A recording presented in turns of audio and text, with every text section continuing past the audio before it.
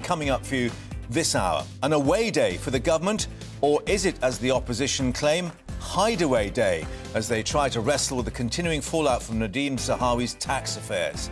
Well, the Cabinet's heading to Chequers in Buckinghamshire. This is the scene live as ministers start to arrive. We'll keep monitoring that for you, as Britain's top tax official tells MPs in Westminster that no penalties are ever imposed for innocent tax errors. And Theresa May's former advisor says a lack of public defence means Zahawi could be in real jeopardy. We'll have the latest coming up with our political editor. Also, the latest GBNews People's Poll, Labour smashing the Conservatives, it seems, on all fronts now. More trusted on the economy and public policy. Food for thought for that Chequers meeting. How can they stop a Labour government being a shoo-in? Ukraine's president thanking Western leaders for sending tanks to the fight against Russia, but adding they need to get there quickly. After months of speculation, the West has finally committed to sending armour. We'll be asking a military expert just why is this heavy stuff so important. And as ever, get in touch with us about all of today's top stories at GBViews at gbnews.uk. Before that, though, the latest headlines coming up with Rhiannon.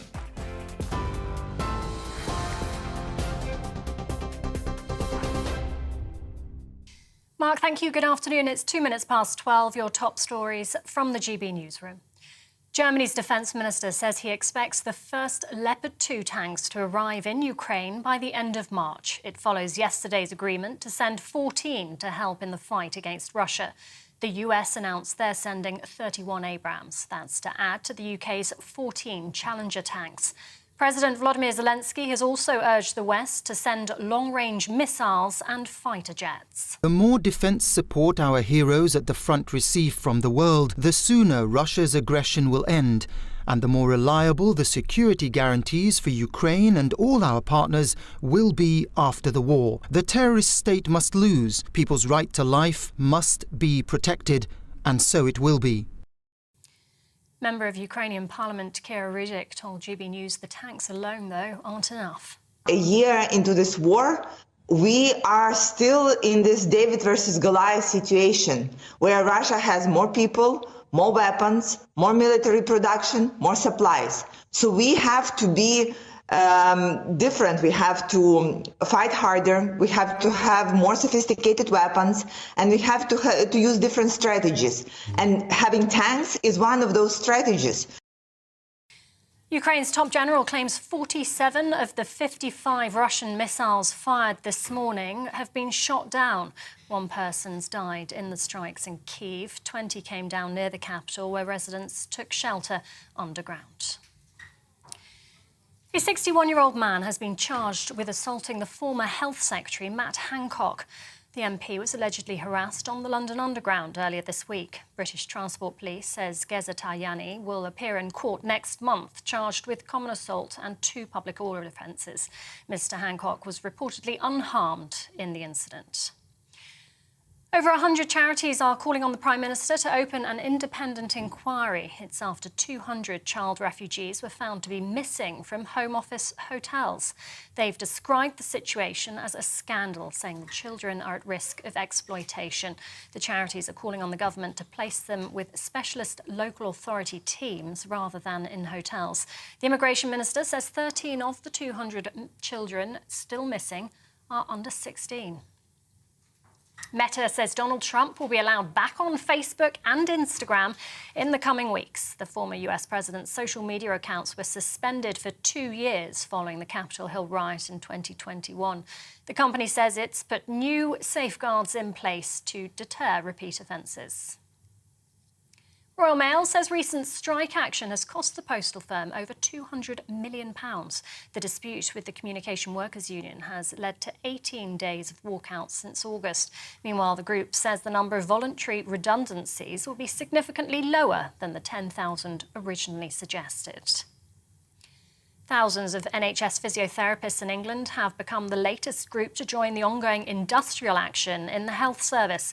A 24-hour walkout involves physios and their support staff at 30 trusts. It's the first time members of the Chartered Society of Physiotherapy have gone on strike in a dispute over pay. It claims no new offers been put forward, despite the government saying it's open to dialogue. Physiotherapist Helen Armitage says the sector is struggling. We're struggling to provide patient care, safe patient care. Pressures are increasing year on year to see more people, more poorly people, to do more in less time. Unfortunately, staff are getting burnout. People aren't even making the retirement age now because, it's just got harder and harder to do the role, unfortunately. We are losing some staff to other professions, to the private practice. Meanwhile, health workers in Northern Ireland are also staging a 24-hour walkout today. Members of 4 different unions are striking in a dispute over pay and conditions. Paramedics are among those involved. The unions say contingency arrangements are in place to ensure emergency care continues despite the action. And new figures show UK car production fell sharply last year to its lowest level since 1956. The Society of Motor Manufacturers says the fall's due to supply chain disruption and a large number of factory closures. A total of 775,000 cars were built last year. That's down 9.8% on the previous 12 months. Meanwhile, record levels of electric vehicles were produced. The government says it's determined to ensure the country remains a top global location for car manufacturing. This is GB News. We'll bring you more as it happens now, though. It's back to Mark.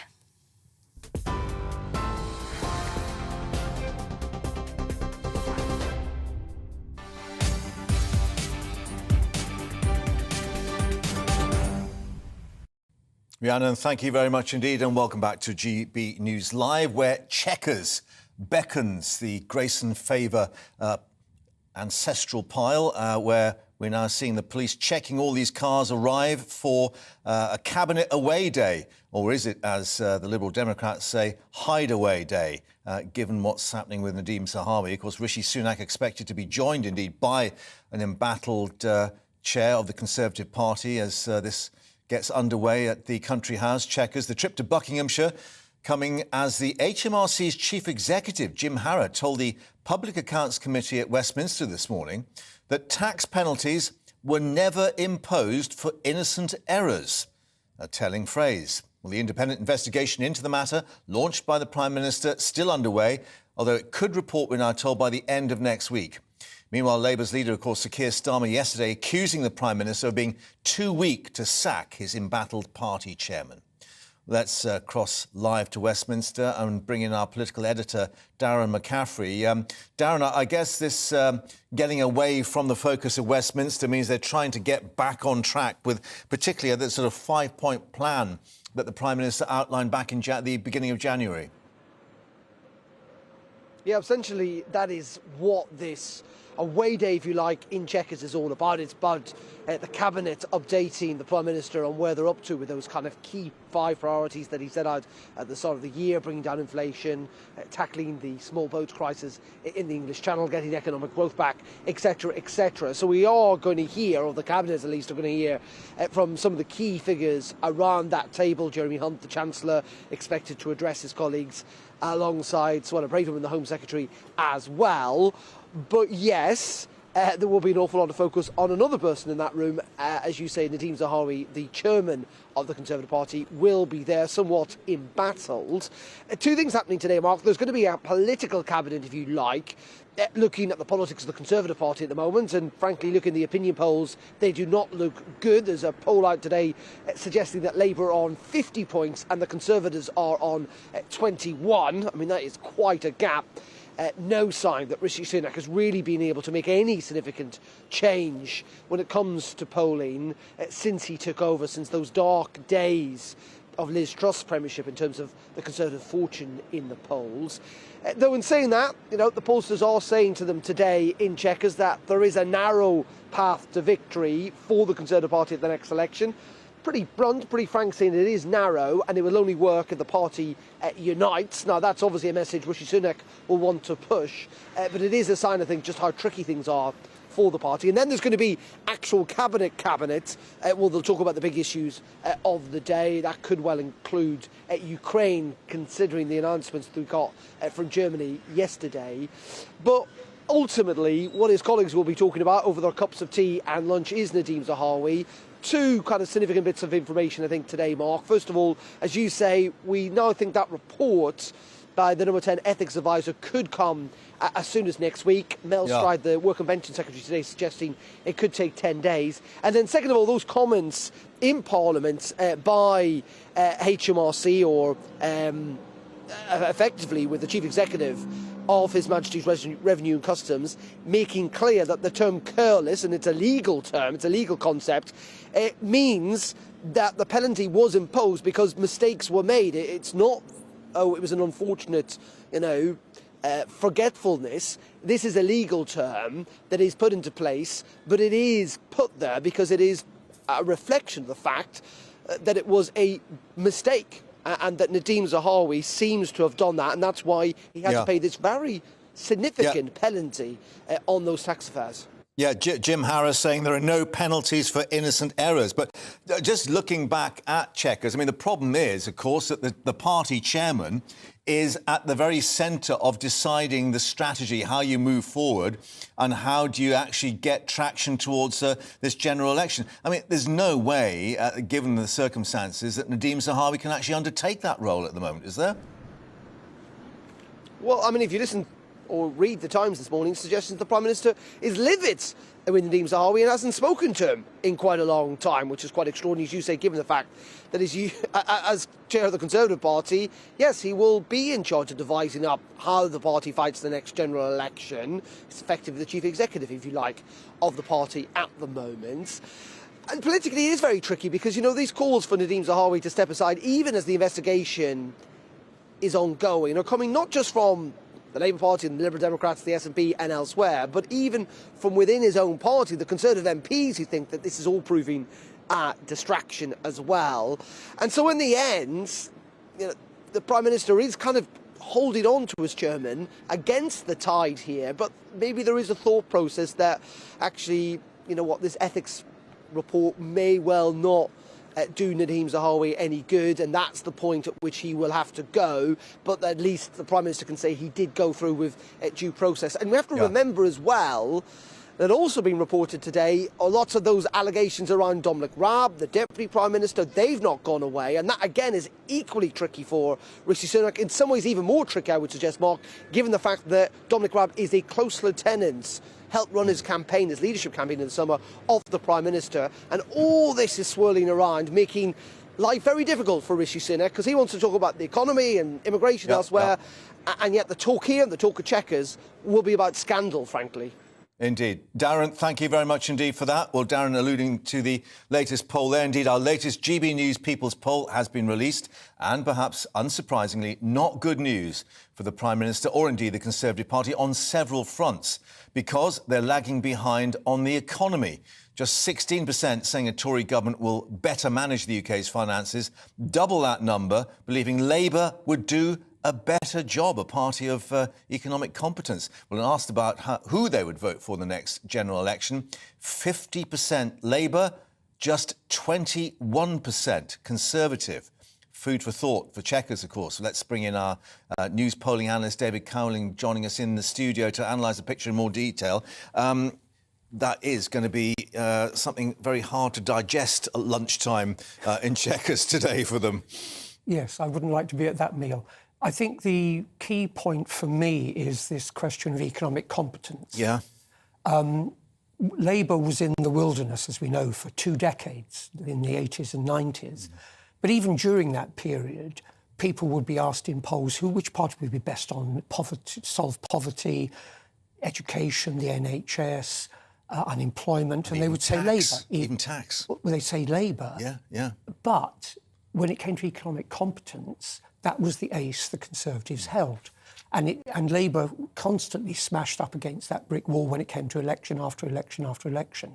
Then 92 came, and they'd had the great crash months after the 92 election for the Conservatives, where we had the election, the ERM, where we came out of that and the interest rates went up. Singing in the bath. Singing in the bath. And the Tory reputation was shattered. Now, it didn't mean that people at that time thought Labour would be better, but what it did do was it neutralised the Conservative advantage, and Labour then went on, as we know, to 97. So this must be, for me, one of the more telling points, that as long as those figures remain as they are, with twice as many people currently thinking Labour would be better, then that's really serious for the Conservatives. And of course, we saw Labour going to Davos to meet the bankers, all the international movers and shakers, to push home this message, we are competent. And Rachel Reeves, of course, much experience in the financial sector.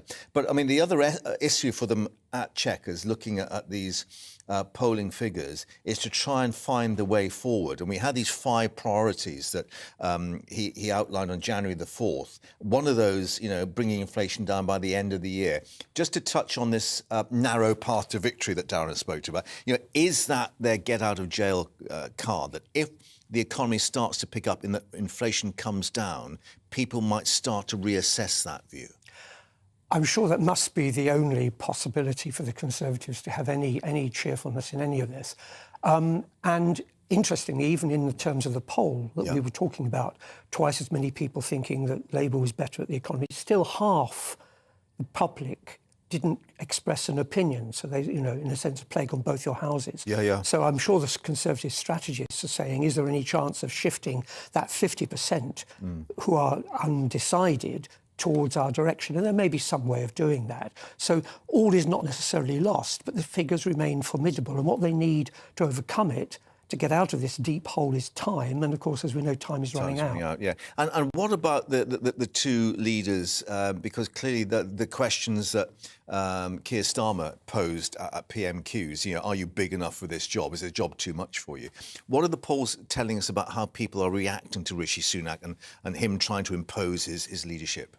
Well, he started off remembering that, of course, as Chancellor, he played the role of Santa Claus for virtually 2 years, handing out hundreds and thousands of millions of pounds in support, which people appreciated. And his reputation was high. He comes in after a disastrous Conservative period with Liz Truss.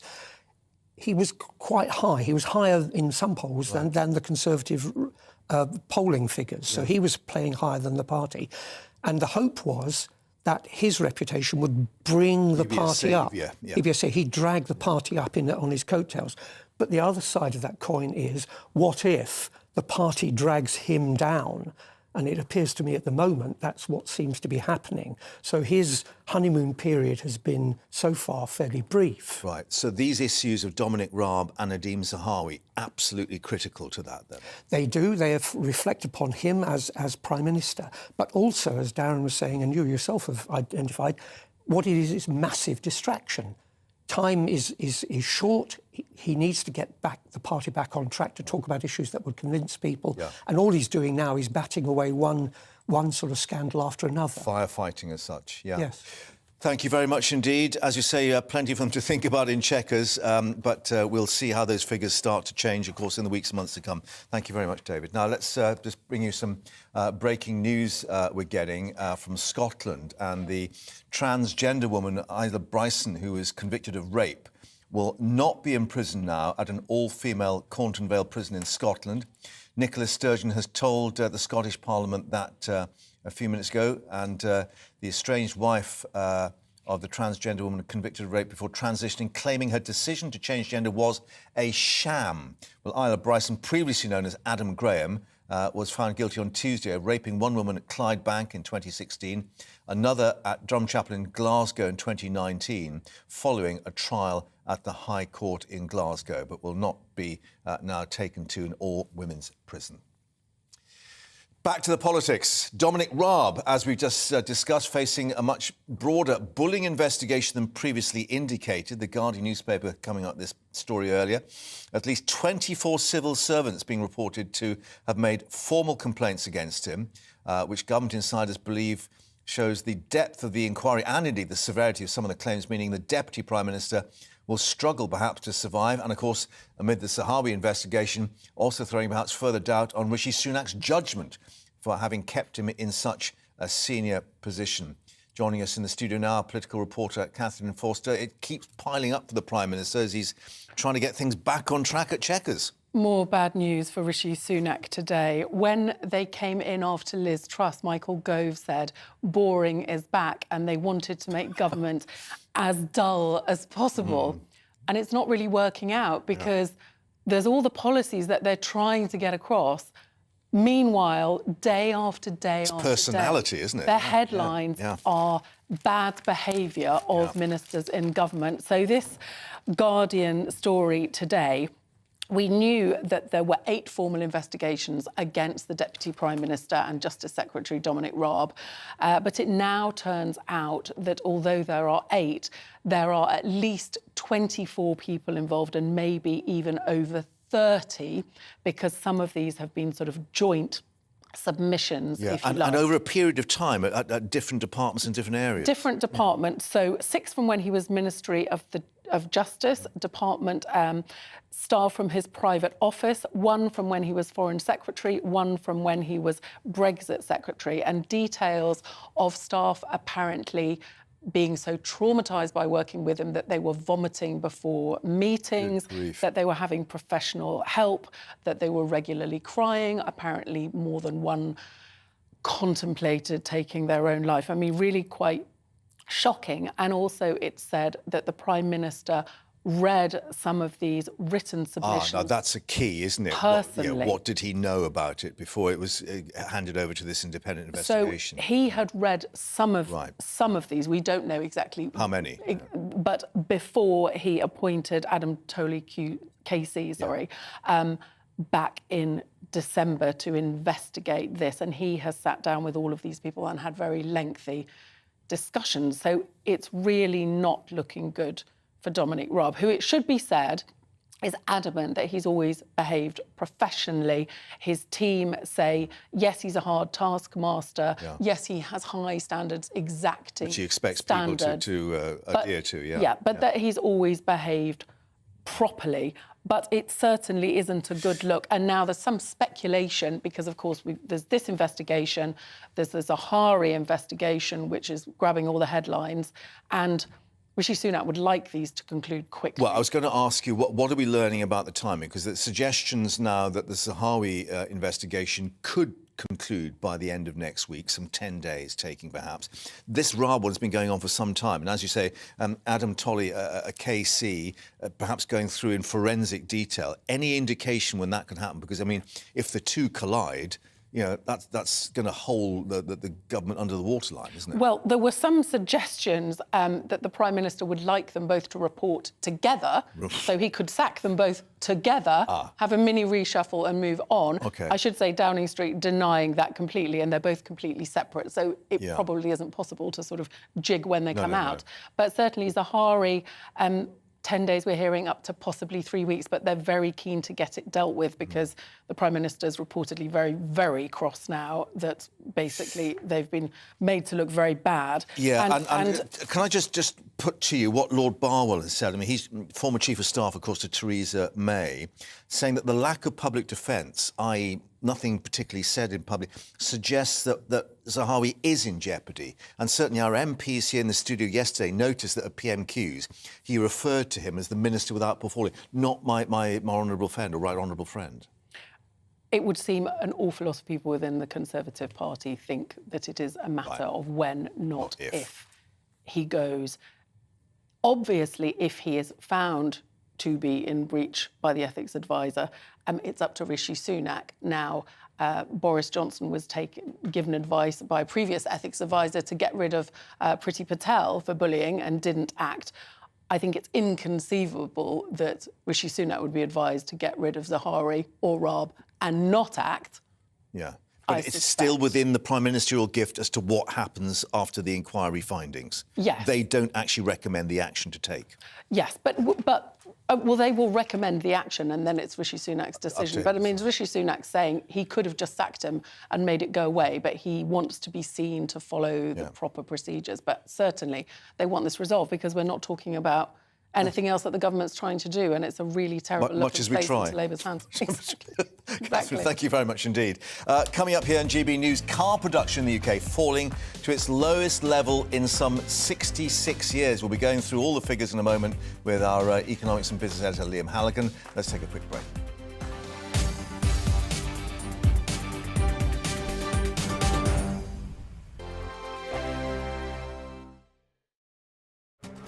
This year on GB News, we've got brand new members in the family. Join us. Across the entire United Kingdom, we cover the issues that matter to you. GB News will always stay honest, balanced and fair. We want to hear whatever is on your mind. And we don't talk down to you. The establishment had their chance. Now we're here to represent you. Britain's watching. Come join us on GB News, the People's Channel. Britain's news channel. Monday to Thursday, 9 p.m. till 11 p.m. Join me, Dan Wootton. I'll bring you the sharpest takes and hottest debates. Do you not believe in prison? I don't believe in prisons. I'm completely stunned. I guarantee you there'll be no spin, no bias, no censorship. I actually was personally quite offended by it. And no reason to go to bed. So I guess they've always been quite woke. That's Dan Wootton tonight on TV, radio and online. Monday to Thursday from 9 p.m. till 11 p.m. on GB News. The People's Channel, Britain's news channel.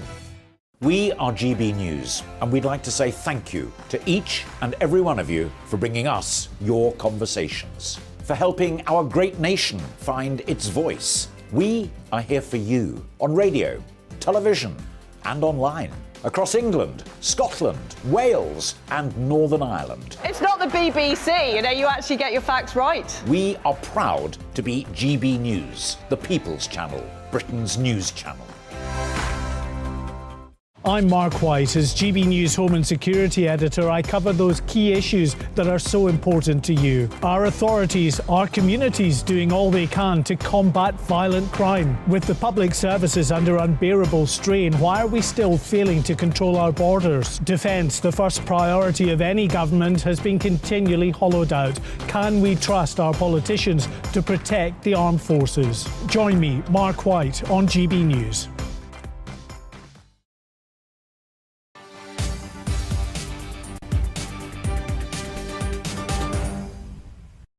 Welcome back to GB News Live. Bit more breaking news coming in for you from the Public Accounts Committee, which you would think is a fairly dull affair. Not so today, it seems.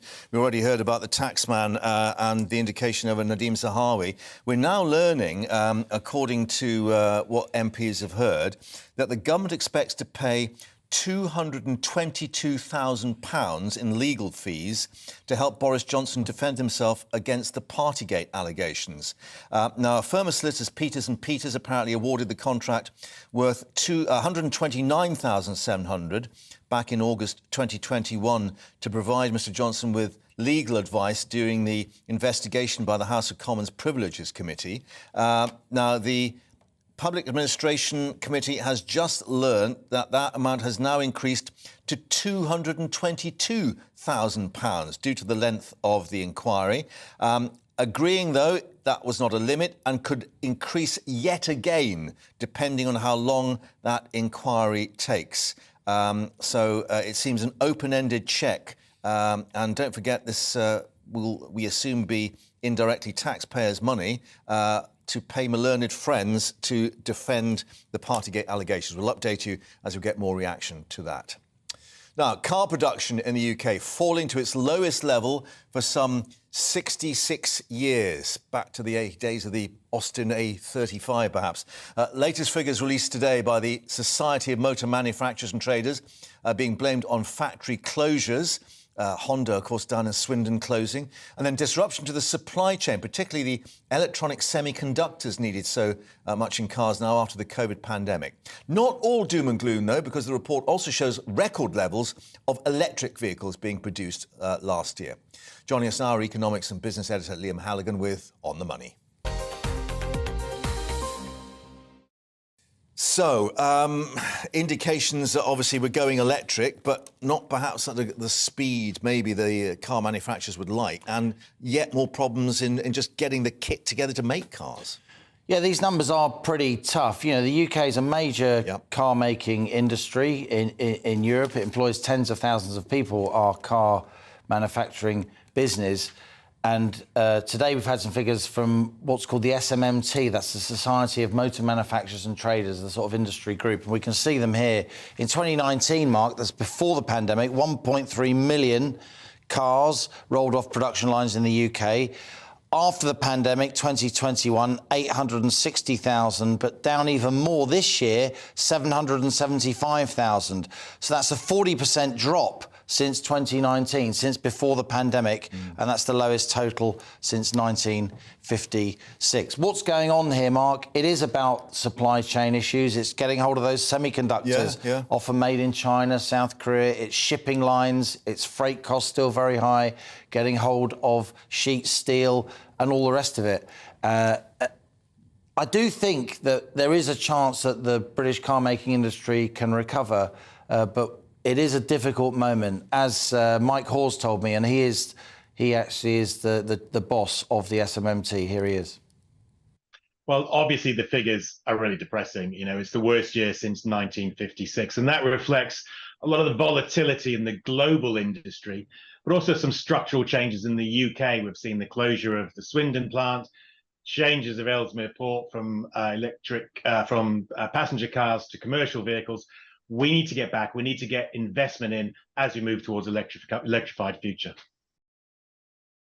Looking at this electrified future, a third of all those made now electric or hybrid. So it's starting to get a bit of traction, if you pardon the pun. But, you know, they are pretty pricey, aren't they? They are pricey. And so, just to be clear, car production overall is down. Yeah. But within that reduced overall number, the production of electric vehicles is up. Yeah. And here are the numbers on that. In 2022, we had 234,000 electric vehicles being produced, and they're battery vehicles that are straight plug-ins, plus hybrids, where your combustion engine produces a bit of electricity that stays in the car. And then, of course, you have plug-in hybrids that also get top-up charged from the wall.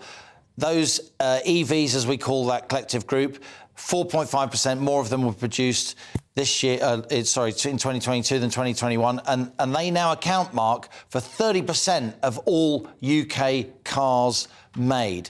Now, Mike Hawes at SMMT, he says there is a big push coming. We are building more electric vehicles, but we're going to have to get on with it, Mark, because by 2030, of course, that law kicks in, which has already been passed, that the government will ban new car sales if they are petrol or diesel cars. Combustion engines. Here's Mike Hawes again. Well, what you're seeing is an increasing number of the vehicles made in the UK are electrified, and that's matching what is happening in the market.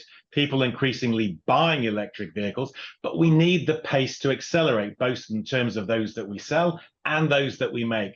To do that, we need a structure that encourages that transition. Investment in manufacturing, incentives to help purchasing, and above all for the driver, massive investment in the infrastructure, because what we're seeing is that is not keeping pace with the demand. Indeed, and the Shadow Transport Minister criticising this, and we will talk a bit later this afternoon about that, because clearly, you know, if you get to your motorway service station, you need to find somewhere to plug it in. Look, I've just shown you the numbers which prove we got, you know, almost 250,000 more electric vehicles, but we haven't got 250,000 more extra charging points. Yeah. So there are many more electric vehicles for each charging point, which means longer waits, which makes people concerned about buying electric vehicles. Range anxiety, as they call it, yeah. We'll be discussing that a little later. Thank you very much. As we will, of course, thanks for the tanks. Yes, Western allies due to send more to Ukraine. And we'll also have, coming up, a GB News exclusive, finding plainclothes members of the military patrolling some of Kent's beaches on the look for those migrant boats. First, though, let's get all those latest headlines with Rihanna.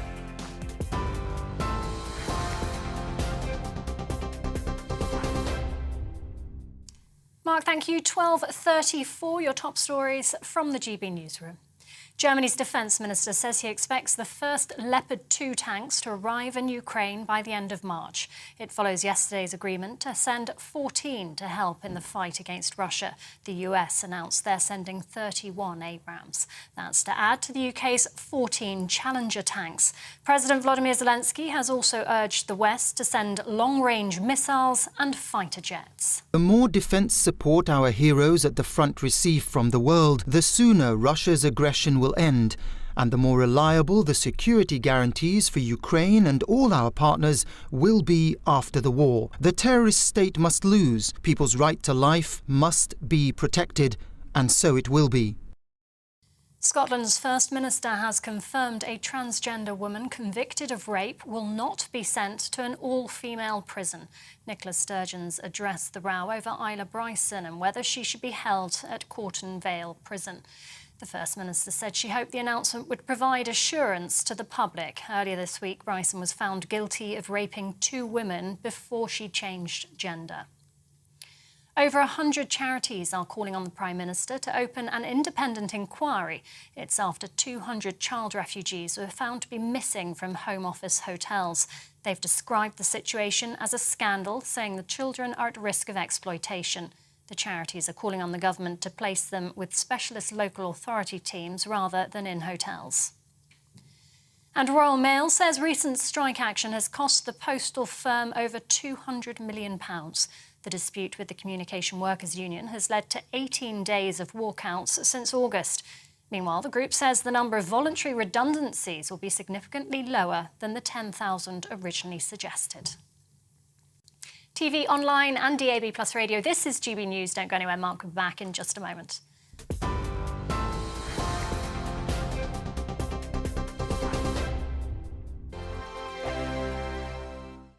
He's the king of breakfast TV, and he's back. Eamon Holmes, back on the TV with me this morning. Even remember my name. I know, it's been 4 months. You have holy water by your bed? Oh, yes. Already to bless. Yeah. Oh, Eamon. Oh. Why do you not believe anything I say? Eamon Holmes back on GB News Breakfast at 6 a.m. Every weekend, it's Mark Dolan Tonight. Bigger and better, starting at 8 p.m. Friday and Saturday. Can't be too safe. Bring it on. Has there ever been a more innuendo feature? And Sundays, we're on at 9. It's ridiculous. Just get on with it. Maybe you should get a proper job. Only on GB News, the People's Channel, Britain's news channel. I'm Michael Portillo. Join me on GB News on a Sunday morning for topical discussion, debate, arts and culture, and sometimes even ethical dilemmas. I don't always agree with you, Michael. Michael Portillo, Sundays on GB News, the People's Channel, Britain's news channel. Hello, I'm Michelle Dewberry, and you can join me every weekday 6 till 7 on Jubes and Kerr. You're an inspiration to us all. Clip that bit up. Well, you are. That's my ringtone. My political ambitions those days are gone, I can tell you. She's only teasing. Go on. He's probably going to want to lay down now. I'll give him 2 minutes to have one. Let's respectfully disagree. That's what we like on Jubes and Kerr. Come and join us. GB News, the People's Channel. Michelle Dewberry, weekday evenings at 6 o'clock. Monday to Thursday on GB News, it's Bev Turner Today from 10 a.m. We're going to be here for you, our GB News family, to keep you up to date, but also make you smile. The guy went from puberty to adultery. And I can't wait to bring a few of my own opinions. I have no time for cultural totalitarianism. We'll engage in passionate, but always polite debate, with your thoughts and opinions at the centre of it all. Only on GB News, the People's Channel, Britain's news channel.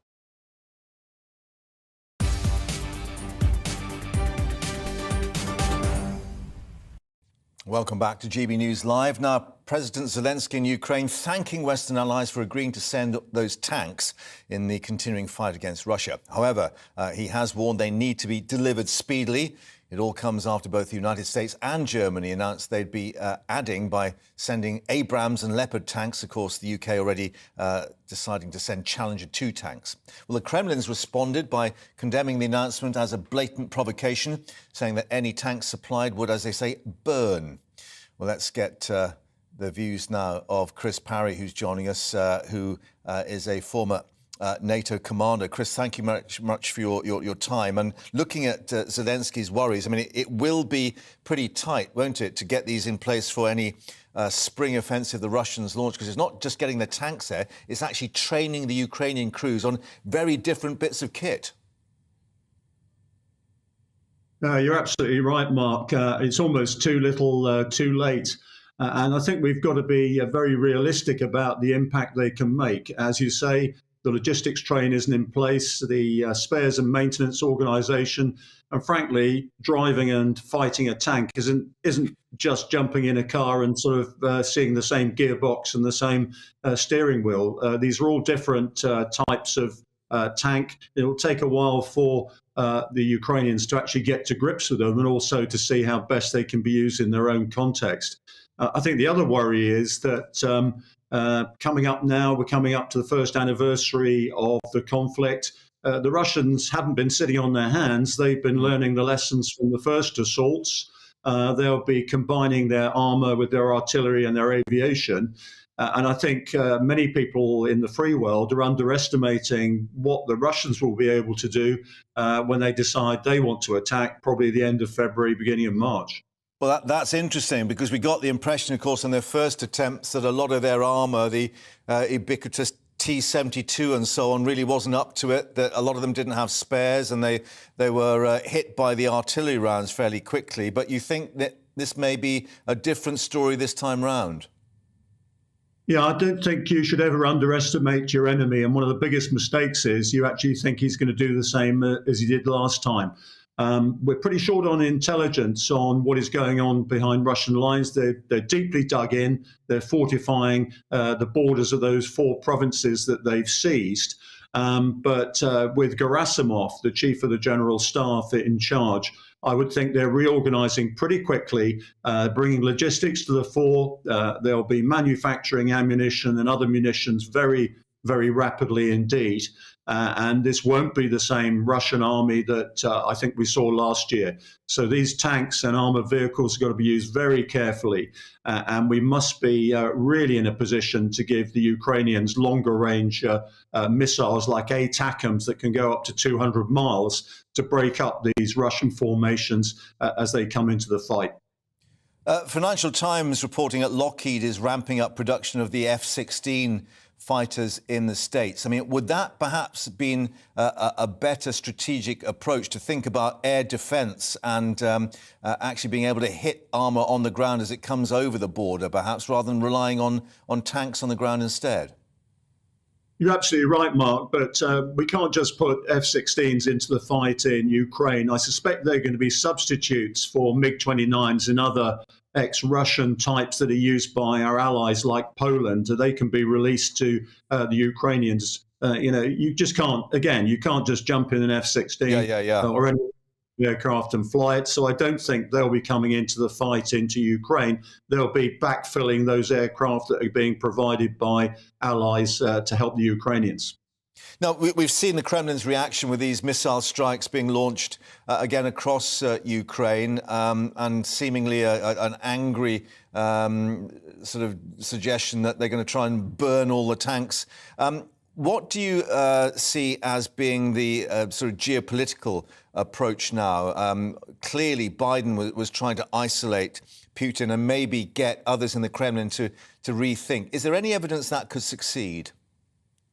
There's no evidence whatsoever. This is the strategy of wishful thinking. Whoever replaces Putin, if he were to go through illness, which I think we know he's got some form of Parkinson's or cancer, or whether he's replaced, he'll be replaced by somebody who can continue delivering for the narrow criminal clique that exists at the top of the Russian regime, all the goodies they've enjoyed in the past, and also the power that they cling on to. And we mustn't forget, the bulk of the Russian people are right behind the regime in seeking to bring Ukraine into Russia's orbit. And I'm afraid to say we've got to treat the Russian regime on its actions so far. And so far, when you hear Russian generals saying, look, if we have to throw corpses at the problem, they're in it for the long haul. And no indication from what President Zelensky said today that he's willing to give up an inch of land or indeed even consider any kind of discussions or talks with Putin. I think that's absolutely right. At the moment, the Ukrainians have the initiative. They've got the desire to throw the Russians out of their territory. They want to be safe for the future. And the only way that's going to happen is if the Russians are comprehensively defeated on the battlefield with the aid of Ukraine's allies and the rest of the free world. Chris, as ever, thanks for bringing your views here to us. And, of course, we'll see what happens with those various deliveries of tanks and maybe F-16s. Who knows? Thank you very much indeed. Now, we can exclusively reveal that plainclothes members of the military have been patrolling some of Kent's beaches on the lookout for any of the migrant boats that managed to make it past both Border Force and Royal Naval patrols in the Channel in recent days. Indeed, it comes as some 500 migrants were taken to Dover yesterday after taking advantage of a break in the weather to make the crossing once more. Hundreds more attempting but failing to make it to UK waters. Our Home and Security Editor Mark White has been getting the latest for this report. Just before first light, the Border Force vessel Volunteer slipped into Dover Harbour. On board, around 100 people taken off 2 small migrant boats. During weeks of winter storms, there have been few in the way of weather windows where conditions are calm enough to allow small boats to cross. But the criminal gangs are patient, and after operating for the past 4 years, they're now expert at reading the wind and the tides. So on the few occasions the weather allows, the people smugglers launch their small boats en masse. By mid-morning, around 300 Channel migrants had been taken to Kent after they were picked up from half a dozen inflatables. The Prime Minister has vowed to make tackling the small boats crisis a top priority. The bad weather of late, meaning relatively low numbers arriving here, has certainly eased the pressure on the government. But as this latest surge shows, the moment weather conditions improve, the boats are back. As we filmed, military personnel left Dover Harbour in 2 rigid inflatables to patrol some of Kent's beaches, looking for any small boats that might have made it past the Border Force and Navy vessels out in the Channel. GB News has been told that other members of the military are now routinely patrolling some beaches on foot as well. Into the afternoon, the boats kept coming, just before the weather window closed again, with windy conditions now expected until the weekend. In just a matter of days, Border Force will once again take control of Channel migrant operations from the military, who've been coordinating these patrols since last April. But the pressure on the government is unlikely to ease just because the authorities are better at spotting and intercepting small boats. Stopping the trade in Channel migrants is the ultimate goal, but even the government admits that won't be a quick or simple job. Well, live to Dover now to get the very latest with Mark. And Mark, it was fascinating to see those rigid inflatables, not, of course, the people coming across the Channel, but our own armed forces on patrol there. How widespread is this operation? What have we learnt so far about it? Well, of course, the military have been involved really since April of last year when Boris Johnson and then Home Secretary Priti Patel announced that the Royal Navy and the military would be taking over the operations in the English Channel from Border Force to more effectively get to grips with what was happening out there. But this is a new development, really, the plainclothes military personnel, not in significant numbers, but on some of the beaches where they know that small boats have made it to shore in recent months, because we know with the Albanians in particular, they don't want to enter, most of them, the asylum system. Many of them are coming across here to work in the illegal economy, some of them to go into criminality. So they're trying to get to the shore, and some have made it. So this is part of the response to that, and the rigid inflatables as well from the military zipping up and down the coastline as well, just looking for any of those boats that might have got through the Border Force and the Royal Navy vessels further out in the Channel. It's not a great day out in the Channel today, Mark. The weather's closed in, as we said. It was just a short weather window yesterday. But I can tell you that members of the Home Affairs Select Committee are across in France today. They actually arrived yesterday. They saw a migrant camp over there today. They are meeting with members of the French police and politicians across near Calais. An outspoken member of the Home Affairs Select Committee, the Conservative MP Lee Anderson, has been joining a gendarmerie patrol today. He's just filed a clip actually on Twitter. We could just take a look at that. Beach patrol with a member of the gendarme. This is excellent. So I'm just going to show you. I'll turn it round. So that's what we can see now.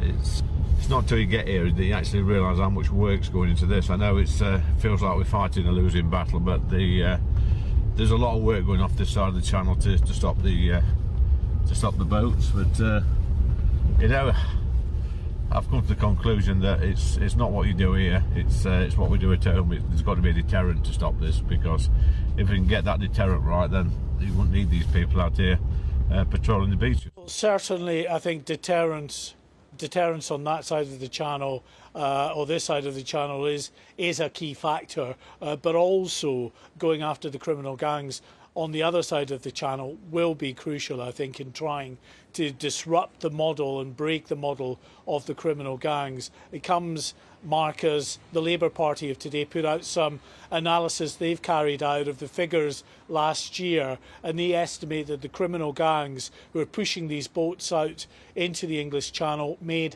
£183 million during the course of last year.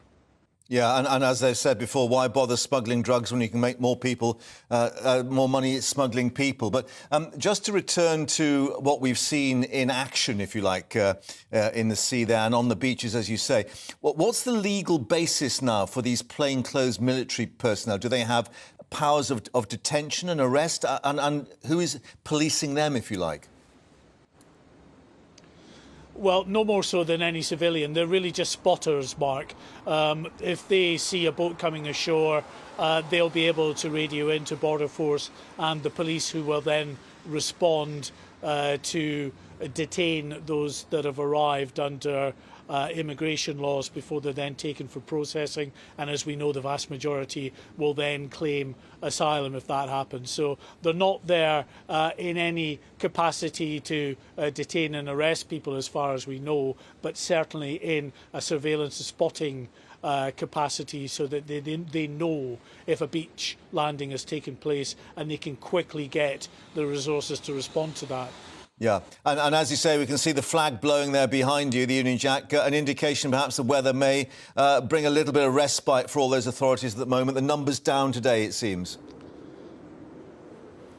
Well, that's been the one thing that's really taken the pressure off Rishi Sunak's government in recent months. We've had, since November, the year before, you remember, was the busiest month of that year for migrant arrivals.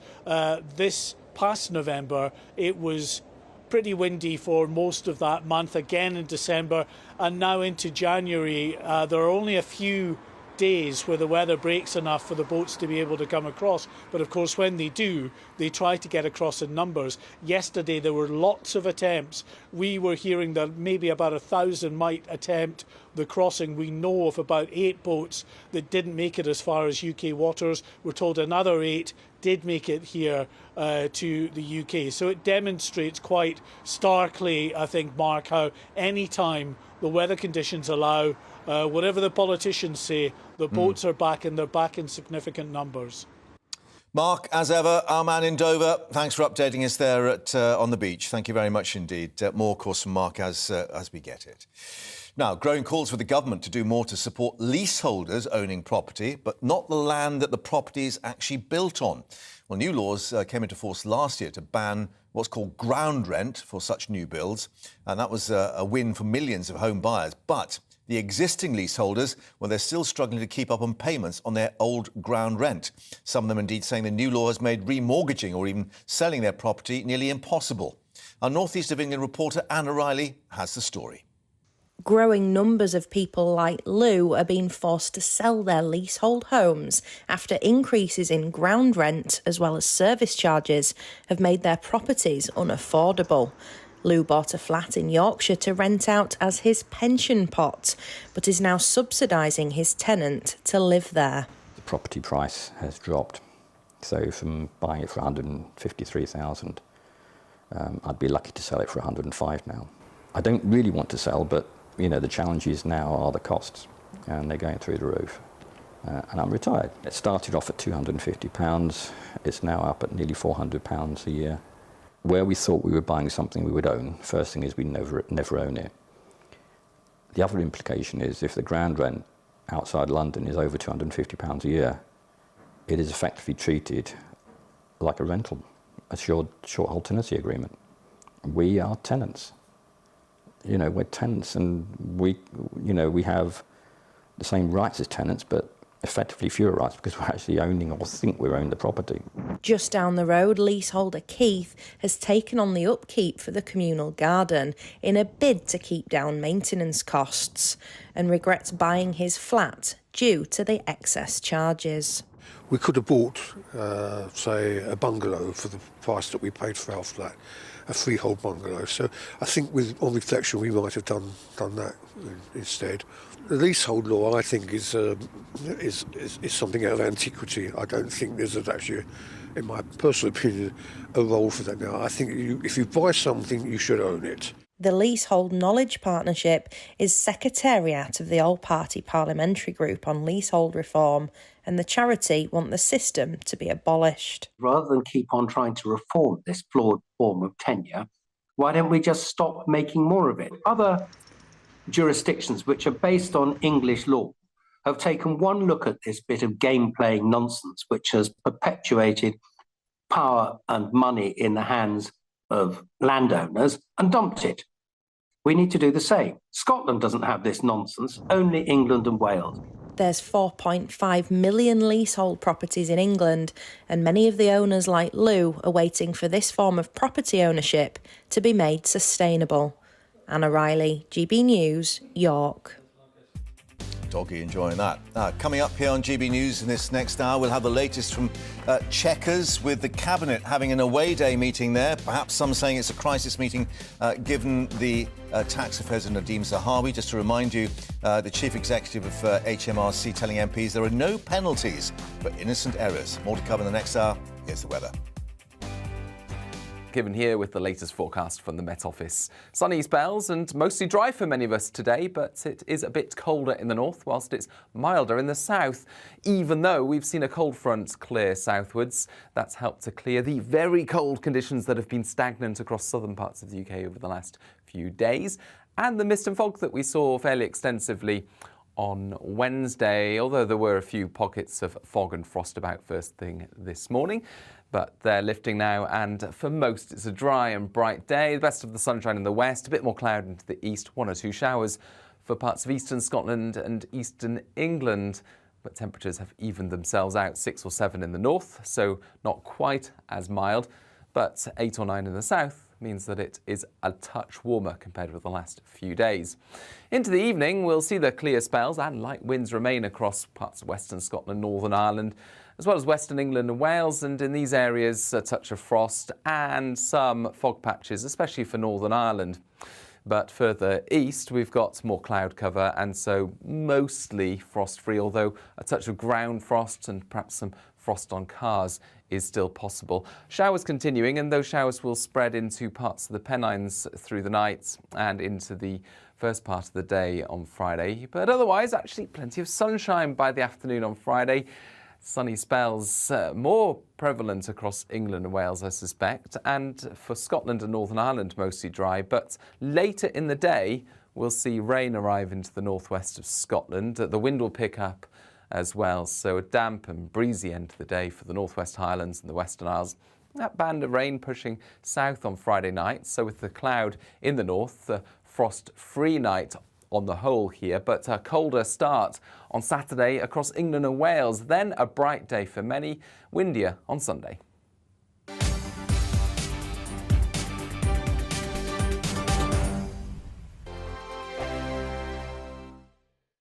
I'm Simon Evans. Join me on GB News for Headliners at 11 p.m. What's the scoop? I'll be joined by 2 of the country's top comedians. That's right. As we take a look at tomorrow's newspapers tonight. We're going to get into trouble. If it's a big story, we'll be covering it. Spill some tea on him. There we go. But we'll also have some fun. I wouldn't stick up a bank. My father didn't love me. So anyway. Headliners every night from 11 on GB News, the People's Channel, Britain's news channel. Join me, Patrick Christie's, Monday to Friday, 3 till 6. We tackle the day's news agenda like you've never seen before. It's high tempo, high octane, the most controversial topics, and the best guests. You will not be able to take your eyes and ears off it. I'm not afraid to ask the questions that you really want answered. 3 till 6 p.m, Monday to Friday on GB News, the People's Channel, Britain's news channel. Hi, Andrew Pierce here. Join me every Friday lunchtime for a proper no-nonsense debrief of the week's events. With special guests in the studio and the GB News team on the ground, I'll be getting you up to date with news, some intelligent discussion and my own sharp take. The weekend starts here with me every Friday lunchtime on GB News, the People's Channel, Britain's news channel. I'm Andrew Doyle. Join me at 7 o'clock every Sunday night for Free Speech Nation, the show where I tackle the week's biggest stories in politics and current affairs with the help of my 2 comedian panellists and a variety of special guests. Free Speech Nation, Sunday nights from 7 on GB News, the People's Channel, Britain's news channel. We are GB News, the People's Channel. And right across the United Kingdom. You can find us on Sky Channel 512, Virgin Media Channel 604, Freesat Channel 216, Freeview Channel 236, and YouView Channel 236. You can also take us with you on DAB Plus Radio, with the GB News app and at the website gbnews.uk. We're absolutely everywhere. Come join us on GB News, the People's Channel, Britain's news channel.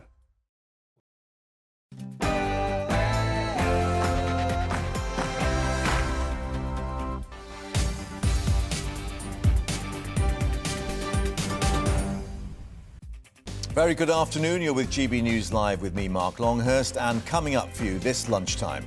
An away day for the government, or is it, as the opposition claim, hideaway day, as they try to wrestle with the continuing fallout from Nadhim Zahawi's tax affairs? The Cabinet heading to Chequers in Buckinghamshire. This is the scene live outside the main entrance. They've been arriving there all morning. A senior Conservative strategist reportedly telling ministers it's not too late to snatch an election victory from the jaws of Labour's poll lead. We'll be asking our leading pollster whether he's right. And a GB News exclusive, the military being drafted in now to patrol the beaches of Kent in plain clothes in an effort to stem the flow of illegal migrants across the Channel. Mark White here with an exclusive report for us once more.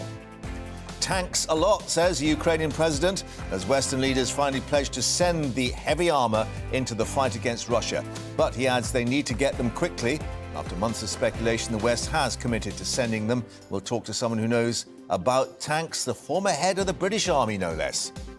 And as ever, get in touch with your views on today's stories, gbviews@gbnews.uk. Before that, latest headlines now with Rhiannon.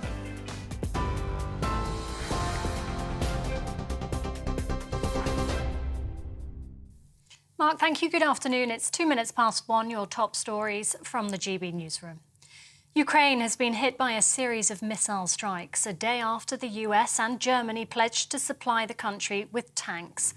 The Kremlin's called the deliveries a direct involvement by the West in the conflict. One person died after the strikes hit the capital, Kyiv, where residents took shelter underground. Germany's defence minister says he expects the first Leopard 2 tanks to arrive in Ukraine by the end of March. The US announced they're sending 31 Abrams. That's to add to the UK's 14 Challenger tanks. Member of Ukrainian Parliament Kira Rudik told GB News the tanks alone aren't enough. A year into this war, we are still in this David versus Goliath situation where Russia has more people, more weapons, more military production, more supplies. So we have to be different. We have to fight harder. We have to have more sophisticated weapons, and we have to use different strategies. And having tanks is one of those strategies. Scotland's First Minister has confirmed a transgender woman convicted of rape will not be sent to an all-female prison. Earlier this week, Isla Bryson was found guilty of raping 2 women before she changed gender.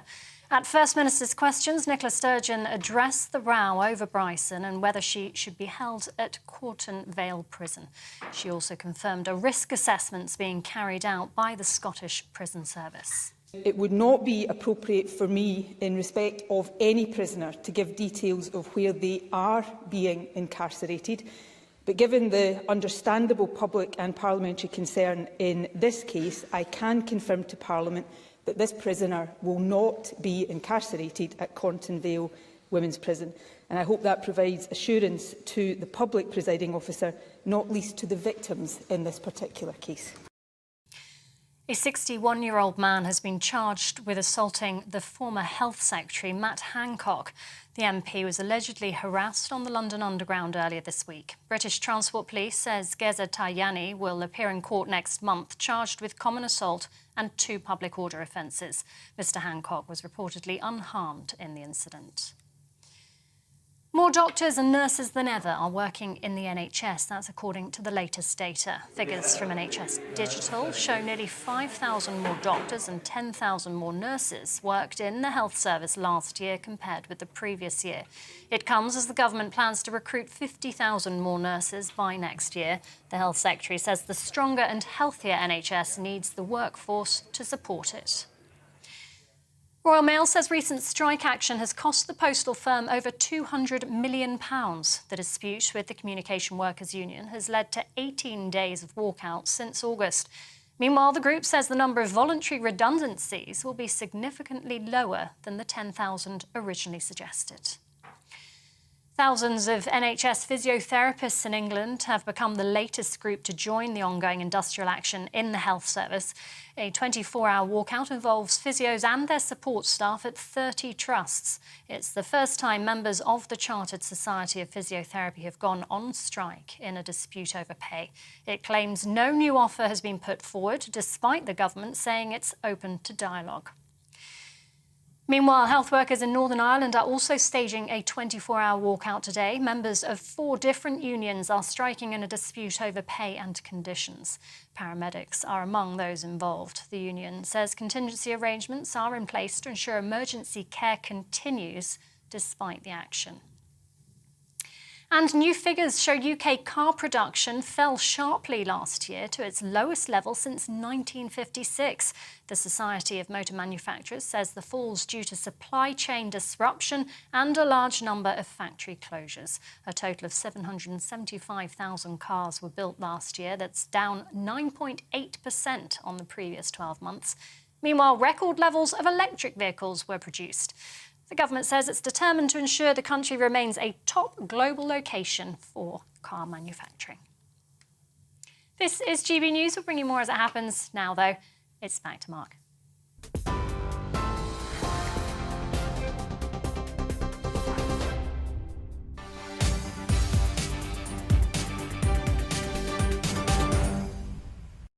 Rhiannon, thanks very much indeed. So let's reflect that Rishi Sunak is expected to be joined by his embattled party chairman, Nadhim Zahawi, as the cabinet meets for what's being called an away day at Chequers today, the Grace and Favour house in Buckinghamshire. Well, that trip coming as the HMRC's chief executive, Jim Harrer, told the Public Accounts Committee in Westminster this morning that penalties were never imposed for innocent tax errors.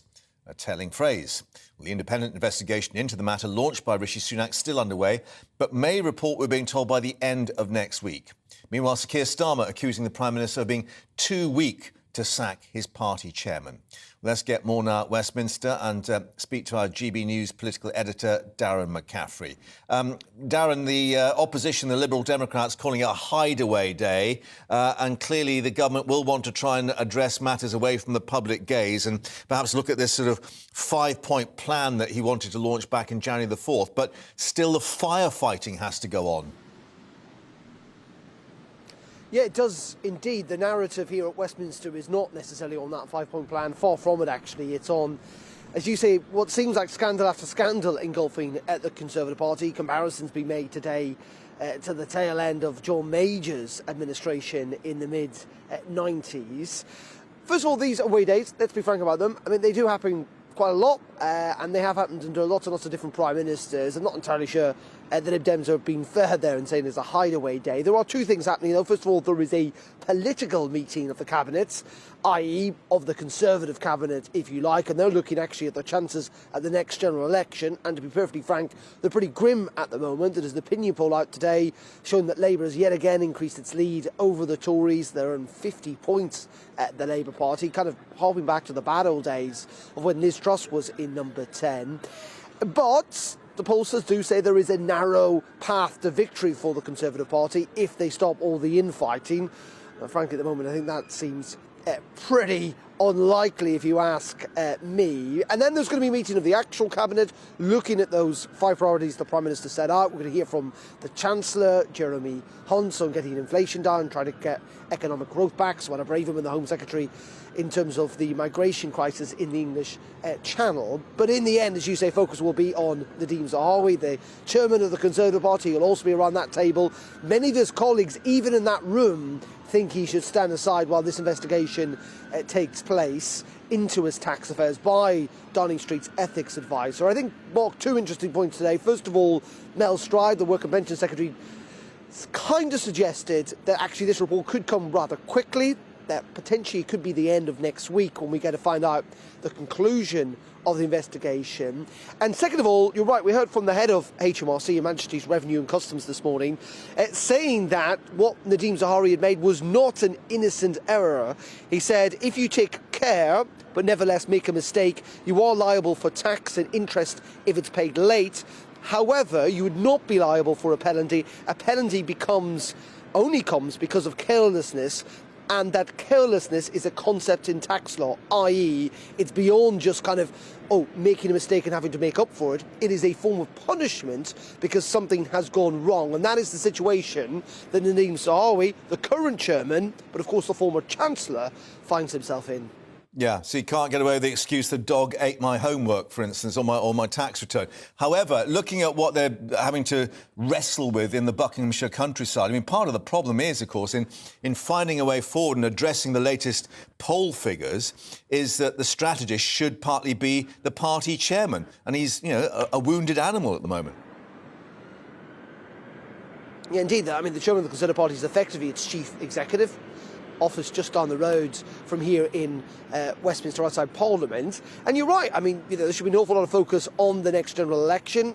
Could be 18 months away, though I happen to think it'll probably be in the autumn of 2024, but still, you have to select candidates. You have to start thinking about what your messages are going to be going into that general election campaign. And Nadeem Zahawi, there is no doubt about it, has got at least one arm behind his back, figuratively speaking, if you like. And all this, of course, what the Prime Minister's also having to deal with, you read The Guardian today and elsewhere, with continued allegations against Dominic Robb, the Deputy Prime Minister, of allegations of bullying, which he denies but are not going away. And that's quite damaging, I'd say even more damaging for Rishi Sunak, given the fact that he is a key lieutenant of the Prime Minister, led and was part of his leadership team for the contest during the summer, and clearly holds one of the most senior posts in government. And so there is this sense, I think, yet again in the Conservative Party that they're really struggling to set the narrative, to talk about the big issues, that they keep getting dragged back to party political scandals that have dogged this government for years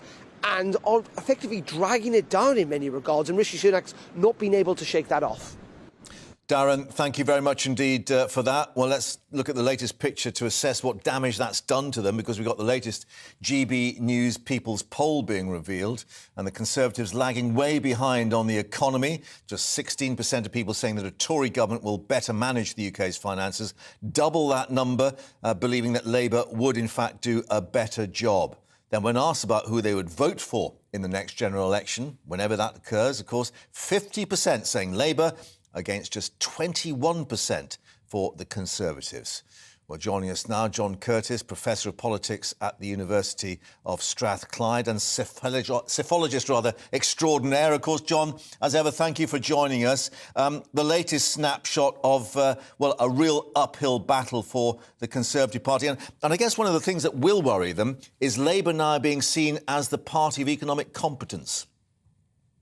Yes, that's always been a crucial attribute that the parties always want to be ahead on.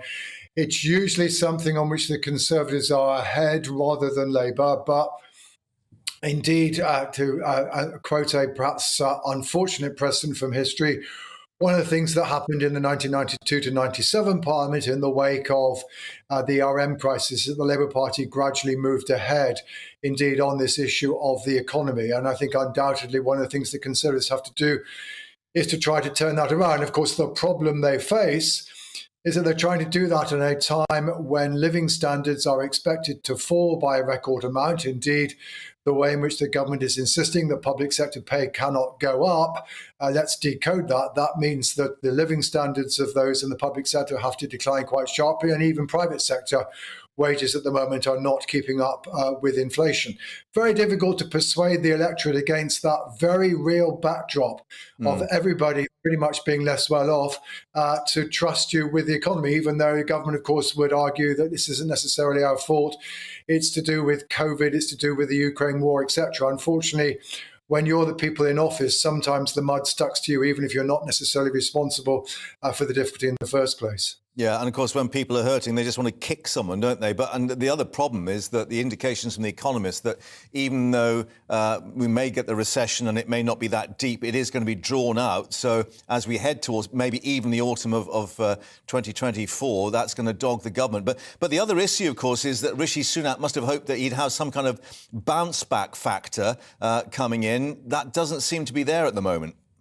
Yeah, I think perhaps the most interesting thing about today's poll, it confirms evidence from other polling that, while the Conservative Party is essentially flatlining. So, I mean, they were 20% when Mr. Sunak became Prime Minister. They're 21% in today's poll. But in the meantime, Mr. Sunak's personal popularity has declined. So on the polling today, we've only got 23% approving or saying they regard him favourably, 48% saying unfavourably. Well, the back end of October, when Mr. Sunak became Prime Minister, he was behind on this metric, but he wasn't behind so much. 30% favourable, 40% unfavourable. And this and other polling suggests that basically Mr. Sunak, yes, still more popular than his party, but his popularity is gradually falling while the popularity of his party is flatlining. In other words, rather than he helping to push his party up, he is seemingly gradually being dragged down. And this is where all the stories that Darren was talking about probably matter. And the truth is that 20%, the Tory vote can't fall much more, despite the concerns about Nadeem Zahawi and the former Prime Minister's £80,000 alleged loan. But what is true is that voters are looking to the Prime Minister for leadership, for a faith that he can deal with things competently. And I think one of the things that Mr. Sunak has so far not proven to be that strong is dealing with the unexpected, dealing with events, dealing with things that come up, as opposed to the longer-term strategic plan, the spreadsheet with which we know Mr. Sunak is familiar and competent. And the truth is, being Prime Minister, above all, means being able to get on top of events when they begin to cause you trouble. Yeah, so you've got to be fleet of foot and have the political antennae up. And therefore, I guess, Keir Starmer's attack at PMQs yesterday, asking, is he just the job just too big for him? He's not big enough, and so on. So are we likely to see that now as the attack line, not policy, but personality? Well, I think the Labour Party have frankly been focusing on Mr. Sunak's personality at PMQs for quite a while. And it is because the polls were telling the Labour Party that Mr. Sunak was more popular than his party, that, still was respected for his role as Chancellor in saving the economy, in particular lots of people's jobs during the COVID pandemic. So the truth is that perhaps the Labour Party would probably say to you, well, look, it just goes to prove that our attacks are indeed working. And indeed, that must be one of the things that will concern ministers at the Chequers Away Day today. Yes, and we'll see what emerges from the mists of Buckinghamshire a little later on. John, as ever, thank you very much indeed for joining us with your expert analysis. Thank you. Well, continuing on that overflowing in tray of problems, Dominic Robb facing a much broader bullying investigation than originally anticipated, it seems, at least according to reports from the Guardian newspaper this morning, saying at least 24 civil servants involved in formal complaints against him now. Government insiders believing that the depth of the inquiry going on and perhaps some of claims themselves means the Deputy Prime Minister will struggle to survive, throwing further doubt then, of course, on Rishi Sunak's judgment in having him in such a senior position. Joining us in the studio, our political reporter, Catherine Forster. We talked about Hideaway Day in Buckinghamshire at Chequers. I guess the Prime Minister will be thinking, I just want all this to go away at the moment and just get on with trying to govern the country. I'm sure he does. I mean, he came in October as a new leader and with a quite sort of squeaky clean image. But of course, he's governing a very old party that's been in power for 13 years, a very divided Conservative party, full of lots of factions that don't really like each other much and are creating big problems for him. And Dominic Robb is one of his most stalwart supporters, came out very early in the leadership campaign in the summer to say that Rishi Sunak was the right man for the job. They have a very good relationship. If he has to lose him as Deputy Prime Minister and Justice Secretary, that will be a real blow. And these allegations today, really very sobering reading that at least 24 civil servants are involved in these complaints that were made while he was Brexit Secretary, while he was Foreign Secretary, while he was in the Ministry of Justice. So right across departments? Right across the three departments he was Minister in over a considerable period of time. People vomiting before meetings, they were so anxious. It's extraordinary, isn't it? People regularly crying. Supposedly also one or more having considered taking their own life. And that really is very worrying, of course. And we've got Adam Tolley-Casey looking at this in some detail. We believe he is literally hearing all these stories at first hand. Yes, and apparently before Rishi Sunak appointed him late last year, Rishi Sunak personally read a number of the written submissions that were being put forward. So obviously did understand the seriousness, but there's clearly more information emerging now. We don't know when it will report, but Number 10 are keen for this and the Zahari investigation to be wrapped up quickly because this is massively damaging for them. And just to discuss the issues that we were with John Curtis there, what it says about the Prime Minister. I mean, he's obviously indicated with Nadeem Zahawi he wants due process. He wants that the right processes to go through, innocent till proven guilty and so on and so forth. But one wonders how this will then play with the electorate if, for instance, both Raab and Zahawi have to go and the Prime Minister effectively held on to them while the inquiries were continuing. Yes, he's saying very clearly, isn't he, that they've got these, independent ethics advisor, that they've got to go through the proper process.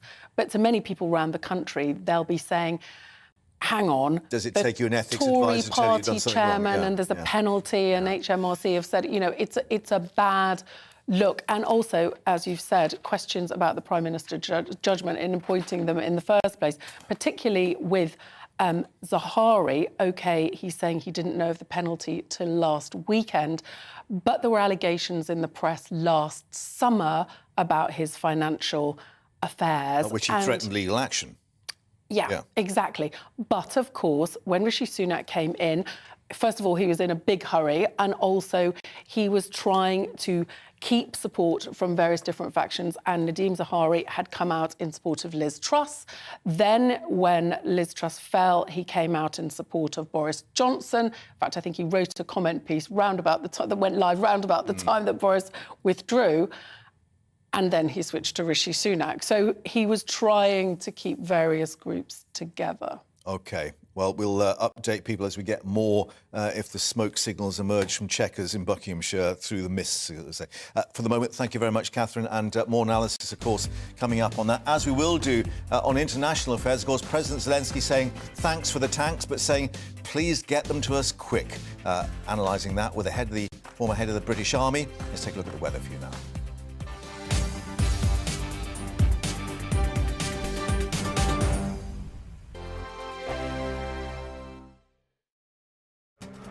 This year on GB News, we've got brand new members in the family. Join us. Across the entire United Kingdom, we cover the issues that matter to you. GB News will always stay honest, balanced and fair. We want to hear whatever is on your mind. And we don't talk down to you. The establishment had their chance. Now we're here to represent you. Britain's watching. Come join us on GB News, the People's Channel. Britain's news channel. Join me, Nana Akue, Saturday and Sunday afternoons on GB News. Expect fiery debate and passionate discussion as me and my panel tackle some of the biggest topics hitting the headlines. It's a place for everyone's opinion.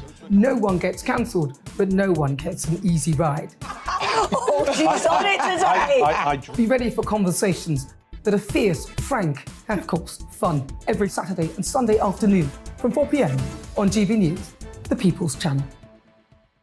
We are GB News, right across the nation. You can get us on television, on radio, on digital. We're absolutely everywhere. Amazing! You see, amazing! You remind me of me in the European Parliament. But here's the most important bit. We are not part of the mainstream establishment. We think and speak just like you do. We are the People's Channel. Magnificent. That's really, really thoughtful. Come and join us on GB News, the People's News Channel. Join me every Sunday at 6 p.m. for Gloria Meets. In exclusive interviews, I'll be finding out who our politicians really are and what they really think. It's something that you would never want anyone to suffer. I didn't know what channels there were. B, I didn't think I'd be believed. I must have weighed about 7 stone and I'm 5'8". My instincts was to sort of cover this up. I mean, clearly that was a mistake. Join me every Sunday at 6 p.m. on GB News, the People's Channel, Britain's news channel.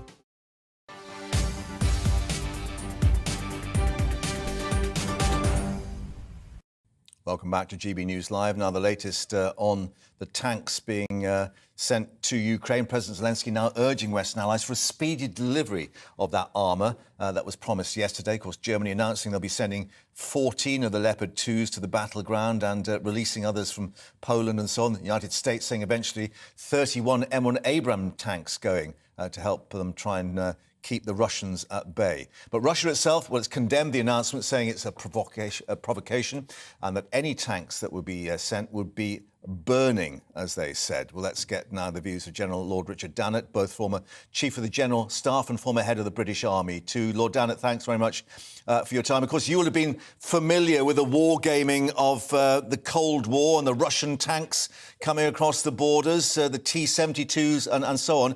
Is that what they fear may happen in this spring offensive the Russians could launch? Well, it's almost inevitable that in the cycle of this war, and let's just not forget, it's totally immoral, this war. It's Russian aggression in absolute spades. But given where we are, and the Russians have gone through a mobilization exercise and put a large number of additional troops onto the battlefield, it's almost inevitable that probably at some stage in the late winter, early spring, the Russians will make a new offensive. Yeah, a lot of people might be thinking, you know, given what happened last time, is tank warfare really where the focus could be? Because so many of the Russian armament was knocked out pretty quickly, and one thinks maybe, you know, should it be air defence and planes in the sky that were a better option? Well, OK, if you'd just like me to make a slightly longer point, my point is that the Russians will make another offensive on the ground in the late winter, early spring. But on the evidence of what we've seen, that's almost inevitably going to fail, because although they'll put some armour up front, their armour is very subject to the anti-tank weapons that the West has provided. So they'll rely heavily on massed artillery and infantry attacks. So yes, so the previous packages that the West has given to Ukraine to increase their air defence capabilities, the Patriot missile systems, terribly important, that we were talking about a month or two ago, that will actually help protect. That will help protect Ukraine. But the key point here, and this is the really key point about tanks, is that we now need to give, and we are giving, the Ukrainians an offensive capability that when the Russians have spent themselves in this inevitable attack that they're going to make again, then the Ukrainians can mount a counter-offensive that can be really successful and potentially break the spirit of the Russian soldier and break the back of the Russian army. That's what's got to happen, because this war is not going to be settled by negotiation. It'll be settled on the battlefield. Have we left it a bit late? Because, of course, it's not just getting the armour there. The crews will have to be trained. And we've got quite varying bits of kit, the Challenger, the Leopard, and then eventually the Abrams as well. And, of course, all the supply lines and maintenance as well. Yes, of course, it would have been better, it would have been different if these decisions and discussions had taken place 2 or 3 months ago so that we were further advanced. But when an army is at war, as the Ukrainians are, and the people of Ukraine are, a lot can happen in a quite short period of time. And now that the decision has been made by various Western nations to supply not just tanks, but armoured infantry fighting vehicles, self-propelled artillery, these equipments are being trained on now by Ukrainian soldiers, and that when the time comes, sometime in the late winter, early spring or mid-spring, they will be ready to mount a counter-offensive. And there's one thing actually we've got to be quite careful about now, is that if we speculate too much on the numbers of equipments that the Ukrainians will have, the capability that they will have, we run the risk of compromising whatever operational surprise they might be able to achieve over the Russians. So I think in our reporting and discussion and analysis of these things, we want to become fairly measured in the next few days, weeks and months. Right. Accepting that, one assumes the Russians would think the Ukrainians will make an effort to retake Crimea. Well, they can think that. I think physically retaking Crimea will be pretty difficult. I think what is more likely to be the outcome of a successful Ukrainian counter-offensive in, let's just say, the spring, sooner or later, who knows, that the outcome of a successful Ukrainian counter-offensive is that actually the Russian army will be defeated. And having been defeated, I think we will see a change of leadership in the Kremlin. And it's in those circumstances that we would see Russia giving up Crimea. I can't foresee how practically and physically the Ukrainians will be able to free themselves or free their territory in eastern Ukraine and then kick across to Crimea. Right. The Ukrainians will get control of Crimea when the Russians have decided that they're going to withdraw and give it up. And last thought, what level of defeat do you think will finally persuade others, perhaps in the Kremlin, to move against Putin, or Putin himself to realise the game is no longer worth a candle? Well, there are several groups of people who don't agree with what Putin is doing. Now, the ultra-nationalists who don't disagree with the war, but they disagree with the way that he's been fighting the war. The senior military are completely fed up to the back teeth at the way that Putin has taken them into this war. His interference in their command decisions, the reality that their weapons are inferior to the West because of the corruption in their procurement process. I could see General Gerasimov, the Chief of the General Staff, him being the leader of a coup against Putin and establishing a different regime in the Kremlin. And let's face it, if they want to get their economy back on its feet, if they want to restore trading relations with the West, they've got to get rid of this ridiculous notion that they can push out the influence of Russia back into western parts of Europe in the way that Putin, in his rather ridiculously historically related view, seems to think that he can. The Russian people will do much better when they've got rid of Vladimir Putin. General Lord Richard Dannett, thank you very much indeed for joining us on GB News once more. Thanks for your time. Well, coming up, let's take a look at the inbox for you, because you've been emailing us with your views on all the issues of the day. Plenty of politics, of course. No apologies for that. gbviews@gbnews.uk to remind you. Keith, first of all, no surprise that Dominic Robb is bullying staff. Peter, meanwhile, just been watching complaints from civil servants. I cannot believe that this is true about Robb. I think it's absolute rubbish. Two different views there. Reginald, meanwhile, we've never heard workers in other areas complaining like the civil servants. And you've also been in touch about those tanks and the Leopards particularly heading to Ukraine. Richard, this is a dangerous escalation. We need it to be very careful. It could cause a catastrophic reaction from Russia. I'm very concerned this could be a tipping point for Putin. Just been discussing that, of course, with Lord Dannett. Well, coming up, more from Dover with the migrant crisis. Our man on the spot, Mark White, with the latest. And car production. What do the latest figures show? Liam Halligan with the details. And we'll be heading to Scotland for the case of the transgender rapist. First, latest headlines with Rihanna.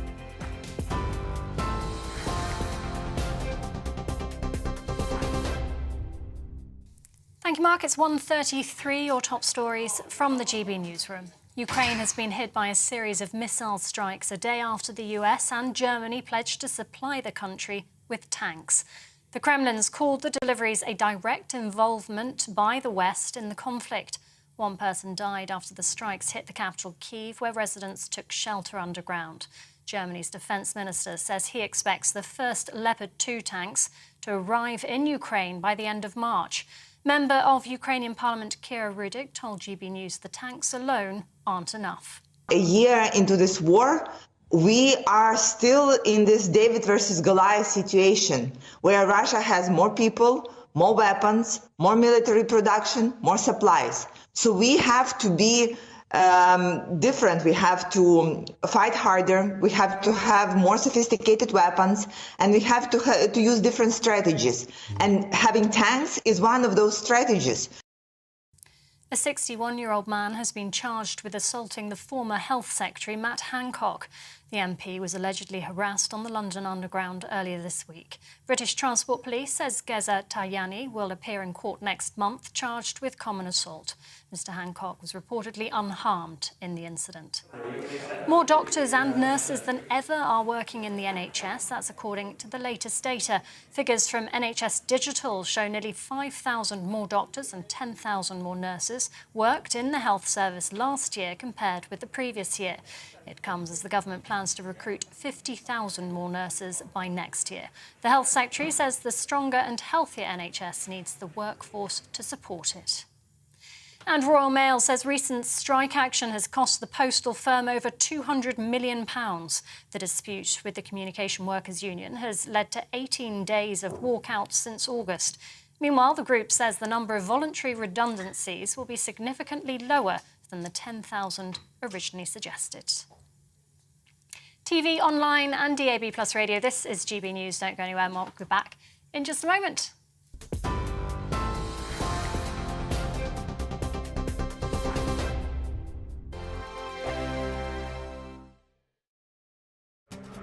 This year on GB News, we've got brand new members in the family. Join us. Across the entire United Kingdom, we cover the issues that matter to you. GB News will always stay honest, balanced and fair. We want to hear whatever is on your mind. And we don't talk down to you. The establishment had their chance. Now we're here to represent you. Britain's watching. Come join us on GB News, the People's Channel. Britain's news channel.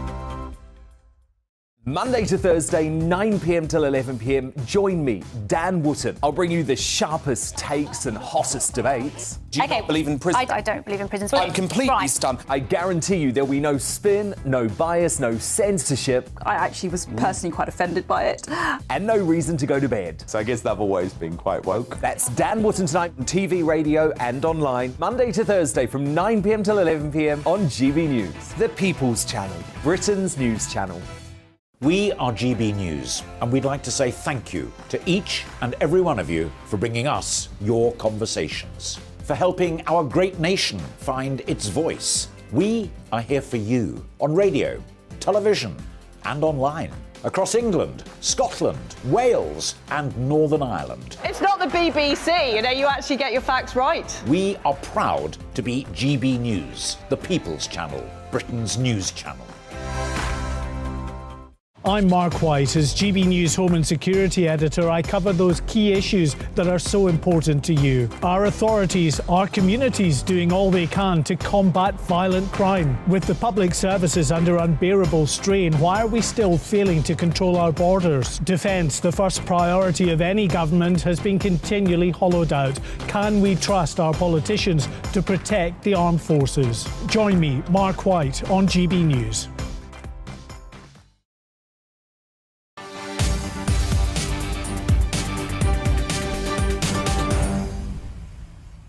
Welcome back, and we can bring you another Mark White exclusive with the revelation that plainclothes members of the military are now patrolling some of Kent's beaches on the lookout for any of the small migrant boats that have managed to make it past the border force and then the Royal Naval patrols in the Channel itself.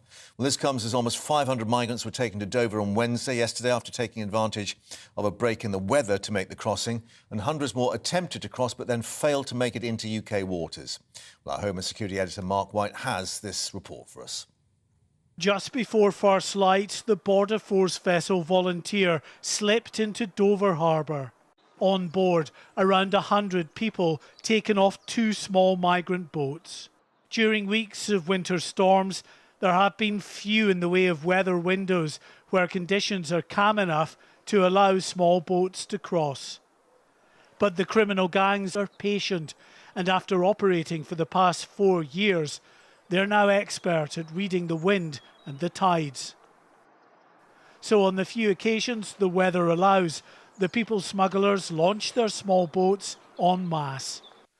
By mid-morning, around 300 Channel migrants had been taken to Kent after they were picked up from half a dozen inflatables. The Prime Minister has vowed to make tackling the small boats crisis a top priority. The bad weather of late, meaning relatively low numbers arriving here, has certainly eased the pressure on the government.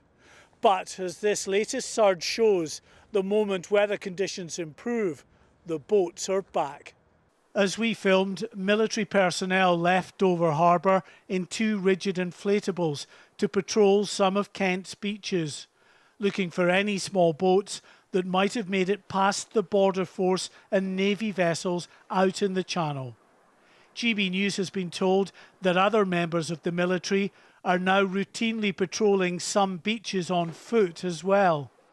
Into the afternoon, the boats kept coming, just before the weather window closed again, with windy conditions now expected until the weekend. In just a matter of days, Border Force will once again take control of Channel migrant operations from the military, who've been coordinating these patrols since last April. But the pressure on the government is unlikely to ease just because the authorities are better at spotting and intercepting small boats. Stopping the trade in Channel migrants is the ultimate goal, but even the government admits that won't be a quick or simple job. Well, Mark, of course, monitoring all the latest for us in Dover, and he's just sent us this update in the past few minutes. Well, some members of the Home Affairs Select Committee are across in France today. They arrived there yesterday, actually, visited some of the migrant camps near Calais. Today they're out with patrols along the beaches in that area as well, seeing what French law enforcement is doing to try to stop these small boats coming across. We know that yesterday, actually, the French police managed to stop a couple of boats on the beach near Calais and punctured them. But it's a huge ask. There's about 80 miles of coastline that these small boats are taking off from Dunkirk right down to the south of Boulogne. Now, Lee Anderson on the Home Affairs Select Committee, the Conservative MP, outspoken on this issue, was out with that patrol today. He said that he believes that there needs to be more of a deterrence on this side of the Channel as well, if there is to be any significant impact on the numbers coming across. And of course, it is a highly lucrative trade. The Labour Party confirming today that £183 million was made by the criminal gangs, according to their analysis of the figures that came across last year, just shy of 46,000 people. So with that kind of money on offer, even if they dismantle the criminal gangs on the other side of the Channel, there will be no shortage of other criminals willing to take up what is a highly lucrative trade. Mark White updating us with the very latest down in Dover. More, of course, as we get it. Now, car production in the UK has slumped to a new low, recording its lowest numbers since, would you believe, 1956. That's according to the latest data from the Society of Motor Manufacturers and Traders, the SMMT. Well, battling with high energy bills, global inflation and supply chain disruption, it's been a tough time for the industry. But electric vehicle production, well, it's a little better, it seems, reporting record numbers of production for 2022. Let's get more now, their economics and business editor Liam Halligan with On the Money. So, Liam, overall down, and, we remember the Honda plant closing in Swindon, and all these reports about these semiconductors, so important for engine management systems and all the electric gizmos, a shortage across the world, not just for Britain. Yeah, so the big picture, Mark, is that overall UK car making is down to the lowest in 70 years, the lowest since 1956. Before the pandemic, you had about 1.3 million cars being made a year in the UK. This year, it was just 775,000. But within that, I can show you a graphic here, and radio listeners can just bear with me as I explain, about the electric vehicles. This is the graphic on car production. That's the 1.3 million in 2019, then 860. Yeah, this is the graphic I wanted. Electric vehicles. You'll see 234,000 electric vehicles in 2022, the production. And that's pure EVs that you plug in, hybrids, which have an internal combustion engine and a battery that self-charges, and then hybrid plug-ins. They're all classified as EVs, 234,000. That's up 4.5% on 2021. So overall car making is down sharply, but EV production is up. And EVs are now 30.2% of all car production. That was in 2022. That's up from just over 10% in 2020. So you can see a real momentum happening as we approach 2030, when that law comes in, when all sales of new petrol and diesel cars in this country are banned. And here's some words from Mike Hawes, who is the boss of the SMMT, who brought us these figures. Well, what you're seeing is an increasing number of the vehicles made in the UK are electrified, and that's matching what is happening in the market. People increasingly buying electric vehicles, but we need the pace to accelerate, both in terms of those that we sell and those that we make. To do that, we need a structure that encourages that transition. Investment in manufacturing, incentives to help purchasing, and above all for the driver, massive investment in the infrastructure, because what we're seeing is that is not keeping pace with the demand. Or we can talk about range anxiety and perhaps investment anxiety as well, because, of course, you've been reporting for us from the northeast about the gigafactory, either big batteries needed to build these electric cars. They are a lot more expensive than their petrol diesel equivalents. And we've also got the suggestions now, certainly the Shadow Transport Minister, saying we haven't got the infrastructure yet for charging, to plug it in. If you get to a motorway service station, we saw those Teslas at Christmas lining up trying to plug in. As you say, Mark, you and I were reporting heavily on the failure of British Volt last week. I went up to the north east and made a film about the failure for now to build Britain's second gigafactory, where they make the batteries for electric vehicles. If we get that second gigafactory in the northeast, that will hopefully cement car making in the northeast, because you need to make the cars quite near to the batteries because they're very heavy. But what Mike Hawes from the SMMT was talking about there was charging infrastructure. And you're right, Labour are now focusing on this. Are the Tories really serious about net zero as this 2030 deadline approaches, when you've got so few charging points? Look, we just produced almost 250,000 EVs in this country, but we didn't make 250,000 more charging points, did we? And that's why back in 2020, there were 16 charging EVs for every charging point. Now there are almost double that, 30 electric vehicles for every charging point. Because while charging points are being increased, it's not by very much. We just installed 9,000 new car charging points last year, but we had 234,000 new EVs. So we've now got 30 EVs for every charging point. And that means when you're doing a journey in your electric vehicle, if you choose to buy one, you know, it's not just a case of stop at a motorway service station, plug the thing in, have a cup of coffee and Bob's your uncle. You might have to queue. For a long time, as we saw at Christmas. And people don't like that. And Louise Hay, the Shadow Transport Secretary, is saying under the present trajectory that ministers could miss their 2030 target by some 20 years. I mean, that's a long old traffic jam, isn't it? I personally think, looking at the facts before me, talking to lots of people, I think this 2030 deadline is really, really in jeopardy. I think that because if we can't get these battery-making plants built, then we're going to import so many of our cars, and it will really undermine our whole trade profile, our balance of payments and so on. I think that the charging infrastructure simply isn't there, and the government isn't stumping up that much money to help roll that out. And I also think, Mark, and many people will disagree with this, but I also think there is actually some scepticism among private investors, the whole case for electric vehicles, when those batteries rely so heavily on lithium and other what we call heavy metals, rare earth minerals that aren't found really in Europe very much. They're in China, they're in Africa, some in Australia, and it's interesting that a new investor, hopefully, in the plant, the gigafactory, potential gigafactory up in the northeast, is an Australian company. But is the case for EV really as solid as it seems. And how long are those batteries going to last? You know, experiencing what we do with smartphones, where suddenly, I mean, I think a battery for a Tesla is £15,000. You know, it's almost half the car. But what happened to hydrogen? Because, you know, at one stage, that was going to be the saviour, the hydrogen cell, which just produced water out of the exhaust at the back of the car. Not to go over old ground, but when I was doing my On the Money show every day, I focused a lot on energy infrastructure, and one of the themes I referred to constantly, I don't get any time on the telly to talk about it now, unfortunately, was hydrogen. An awful lot of people out there, an awful lot of very, very knowledgeable people, for instance, the guy who runs JCB, which is one of the world's most successful manufacturing companies, Lord Bamford. They are wedded to this idea that hydrogen is at least part of the answer for vehicles.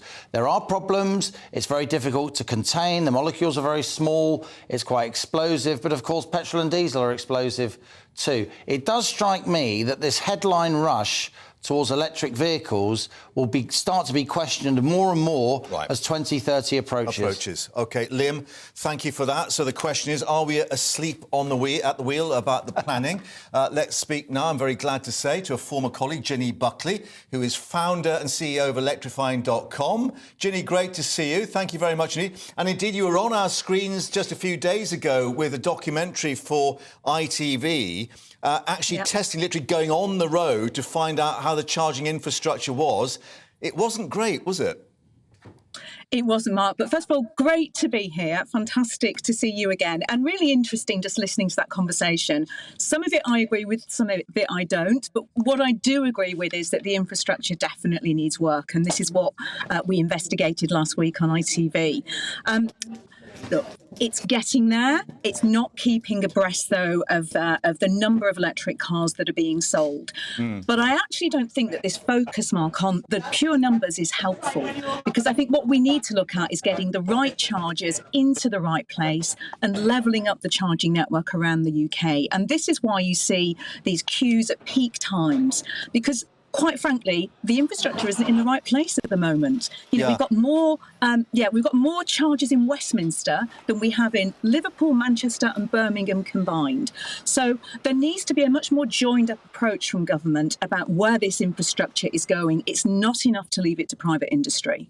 And indeed, a lot of the charges you found literally didn't work when you tried to plug in for whatever reason, and perhaps there are different systems, they're not maintained properly. There's also a big argument about how much the government should be involved. Should they actually come in and subsidise the network and the infrastructure? Whereas people saying, well, you don't do it for the petrol companies, why should you do it for electricity? Yeah, I don't think we do need subsidies. I think the industry and the investment is there.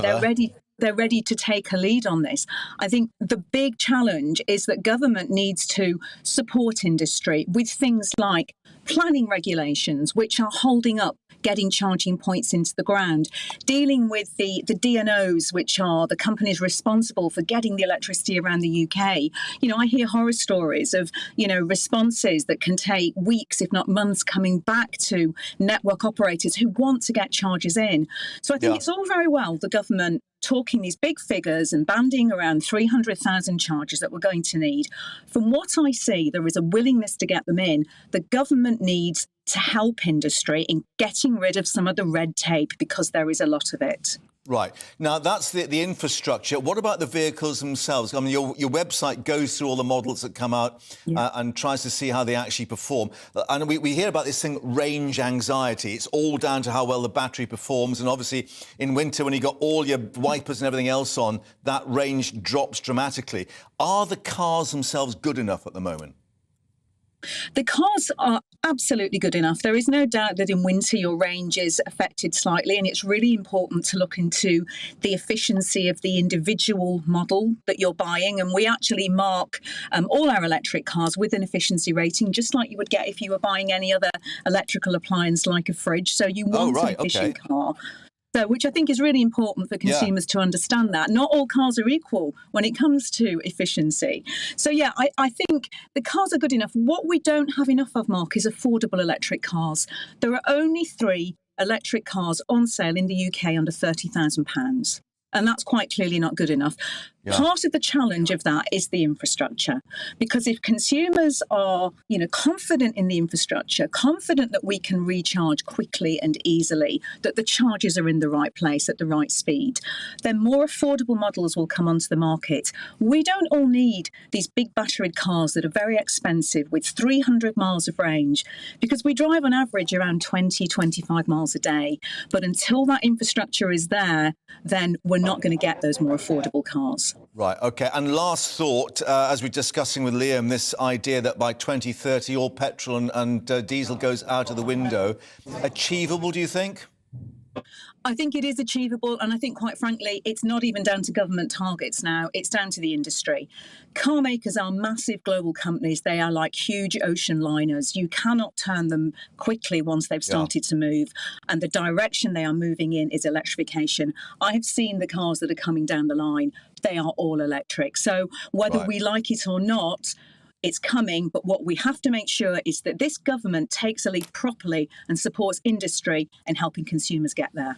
Right, and just have your charging cable available just in case. Ginny, as ever, Just great in to case. speak to you, and thanks for your expertise. Lovely to see you. Ginny Buckley from electrifying.com. Now, let's update you on the transgender woman, Isla Bryson, who was convicted of rape. Now, we're being told will not be imprisoned in the all-female Cornton Vale prison in Scotland. Nicola Sturgeon told the Scottish Parliament earlier Isla Bryson, previously known as Adam Graham, was found guilty on Tuesday of raping 2 women after a trial at the High Court in Glasgow. Well, let's listen to the First Minister's comments to the Scottish Parliament a little earlier. It would not be appropriate for me, in respect of any prisoner, to give details of where they are being incarcerated. But given the understandable public and parliamentary concern in this case, I can confirm to Parliament that this prisoner will not be incarcerated at Cornton Vale Women's Prison, and I hope that provides assurance to the public presiding officer, not least to the victims in this particular case. Raising yet more questions are coming up in this next hour. We'll actually be live outside that all-women's prison in question to find out the latest. But for this hour, let's find out what the weather's up to. Hi there, it's Aidan McKibben here with the latest forecast from the Met Office. Sunny spells and mostly dry for many of us today, but it is a bit colder in the north, whilst it's milder in the south. Even though we've seen a cold front clear southwards, that's helped to clear the very cold conditions that have been stagnant across southern parts of the UK over the last few days. And the mist and fog that we saw fairly extensively on Wednesday, although there were a few pockets of fog and frost about first thing this morning. But they're lifting now, and for most it's a dry and bright day. The best of the sunshine in the west, a bit more cloud into the east, 1 or 2 showers for parts of eastern Scotland and eastern England. But temperatures have evened themselves out, 6 or 7 in the north, so not quite as mild. But 8 or 9 in the south means that it is a touch warmer compared with the last few days.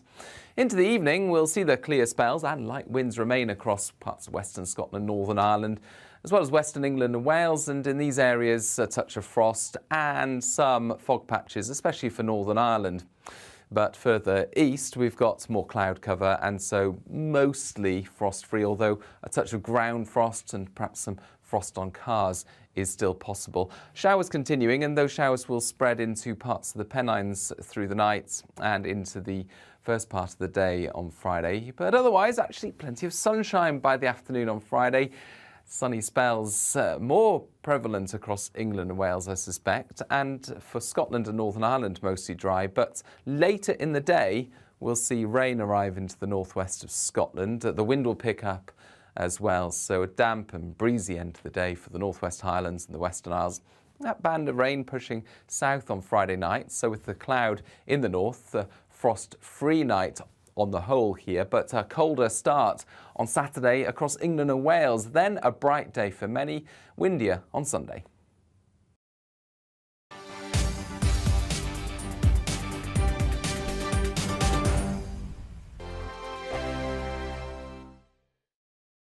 He's the king of breakfast TV, and he's back. Eamon Holmes, back on the TV Surprised with me this morning. Even remember my name. I know, it's been 4 months. You have holy water by your bed? Oh, yes. Oh, good. Already to bless. Oh, Eamon. Oh. Why do you not believe anything I say? Eamon Holmes back on GB News Breakfast at 6 a.m.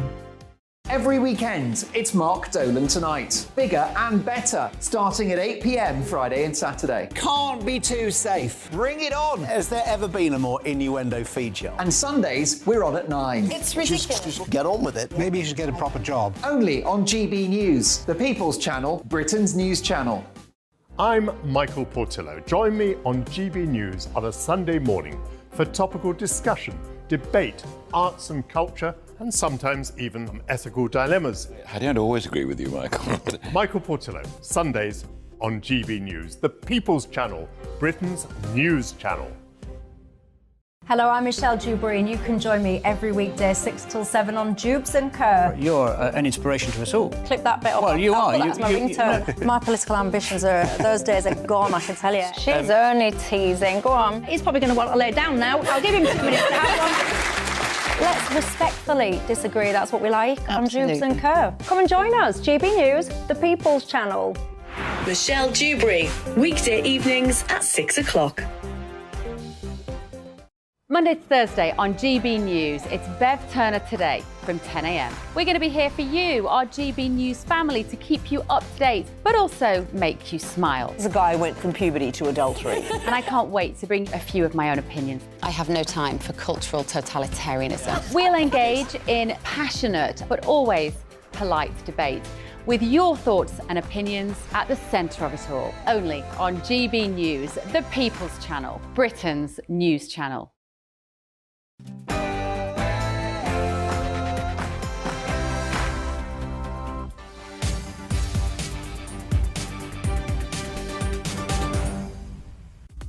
It's 2 o'clock. You're with GB News Live. I'm Mark Longhurst, and coming up for you this hour. An away day for the government, or is it, as the opposition claim, a hideaway day as they try to wrestle with the continuing fallout from Nadeem Zahawi's tax affairs? The Cabinet has gone to meet at Chequers in Buckinghamshire. This is the scene of that main entrance. Vehicles are being checked as they go in for that meeting. A senior Conservative strategist reportedly telling ministers it's not too late to try to snatch an election victory from the jaws of Labour's poll lead. We'll be asking a political commentator whether that's right. Elsewhere, a trans woman who raped 2 women as a man before she transitioned will not now be imprisoned in an all-women jail. That's according to Nicola Sturgeon. Anna Bryson's estranged wife called her transition a sham and is now threatening to reignite the row within the SNP. We'll be live outside the prison where Bryson would have been locked up.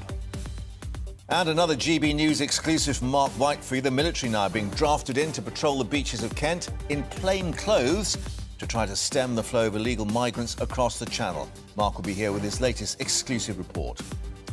And as ever, get in touch about all of today's stories at gbviews@gbnews.uk. We want to hear from you, of course, but before that, let's get the latest headlines with Rhiannon.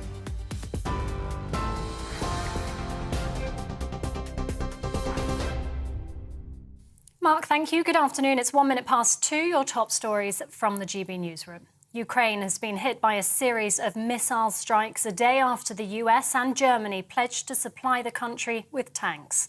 The Kremlin's called the deliveries a direct involvement by the West in the conflict.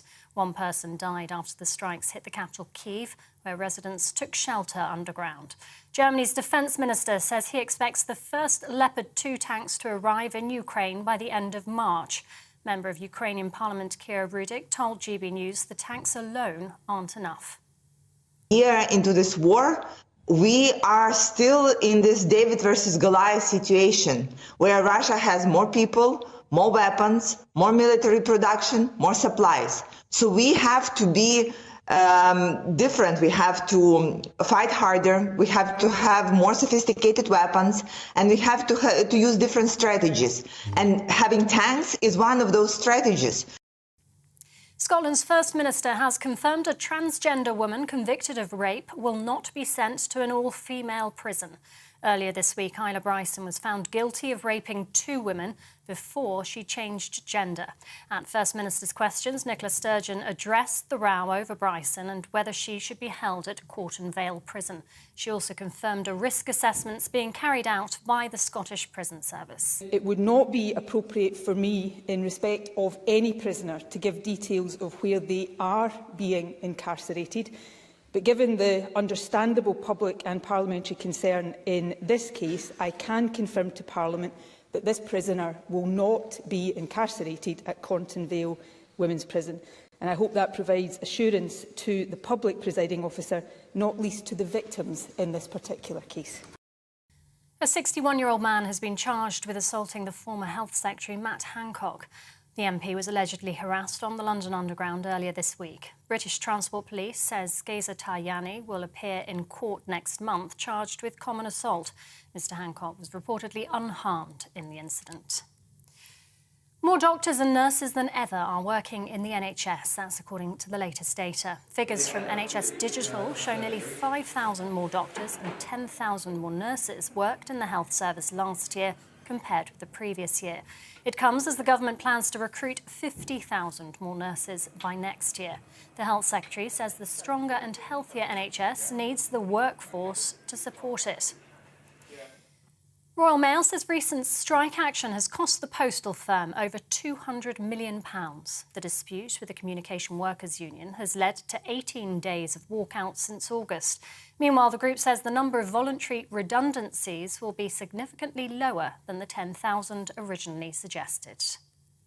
Thousands of NHS physiotherapists in England have become the latest group to join the ongoing industrial action in the health service. A 24-hour walkout involves physios and their support staff at 30 trusts. It's the first time members of the Chartered Society of Physiotherapy have gone on strike in a dispute over pay. It claims no new offer has been put forward, despite the government saying it's open to dialogue. Meanwhile, health workers in Northern Ireland are also staging a 24-hour walkout today. Members of 4 different unions are striking in a dispute over pay and conditions. Paramedics are among those involved. The unions say contingency arrangements are in place to ensure emergency care continues despite the action. And new figures show UK car production fell sharply last year to its lowest level since 1956. The Society of Motor Manufacturers says the fall's due to supply chain disruption and a large number of factory closures. A total of 775,000 cars were built last year. That's down 9.8% on the previous year.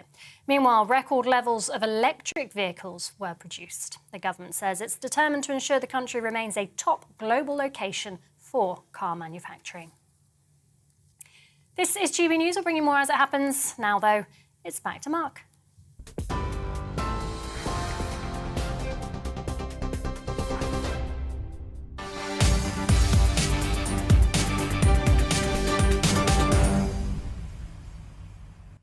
Rhiannon, thank you very much indeed, and welcome back to GB News Live. And let's bring you some breaking news that we're getting from the Commons. And the Defence Minister, Alex Chalk, has told Westminster that the Challenger 2 tanks that are being sent to Ukraine are expected to arrive there now at the end of March. This is according to a statement he's just made to the Chamber.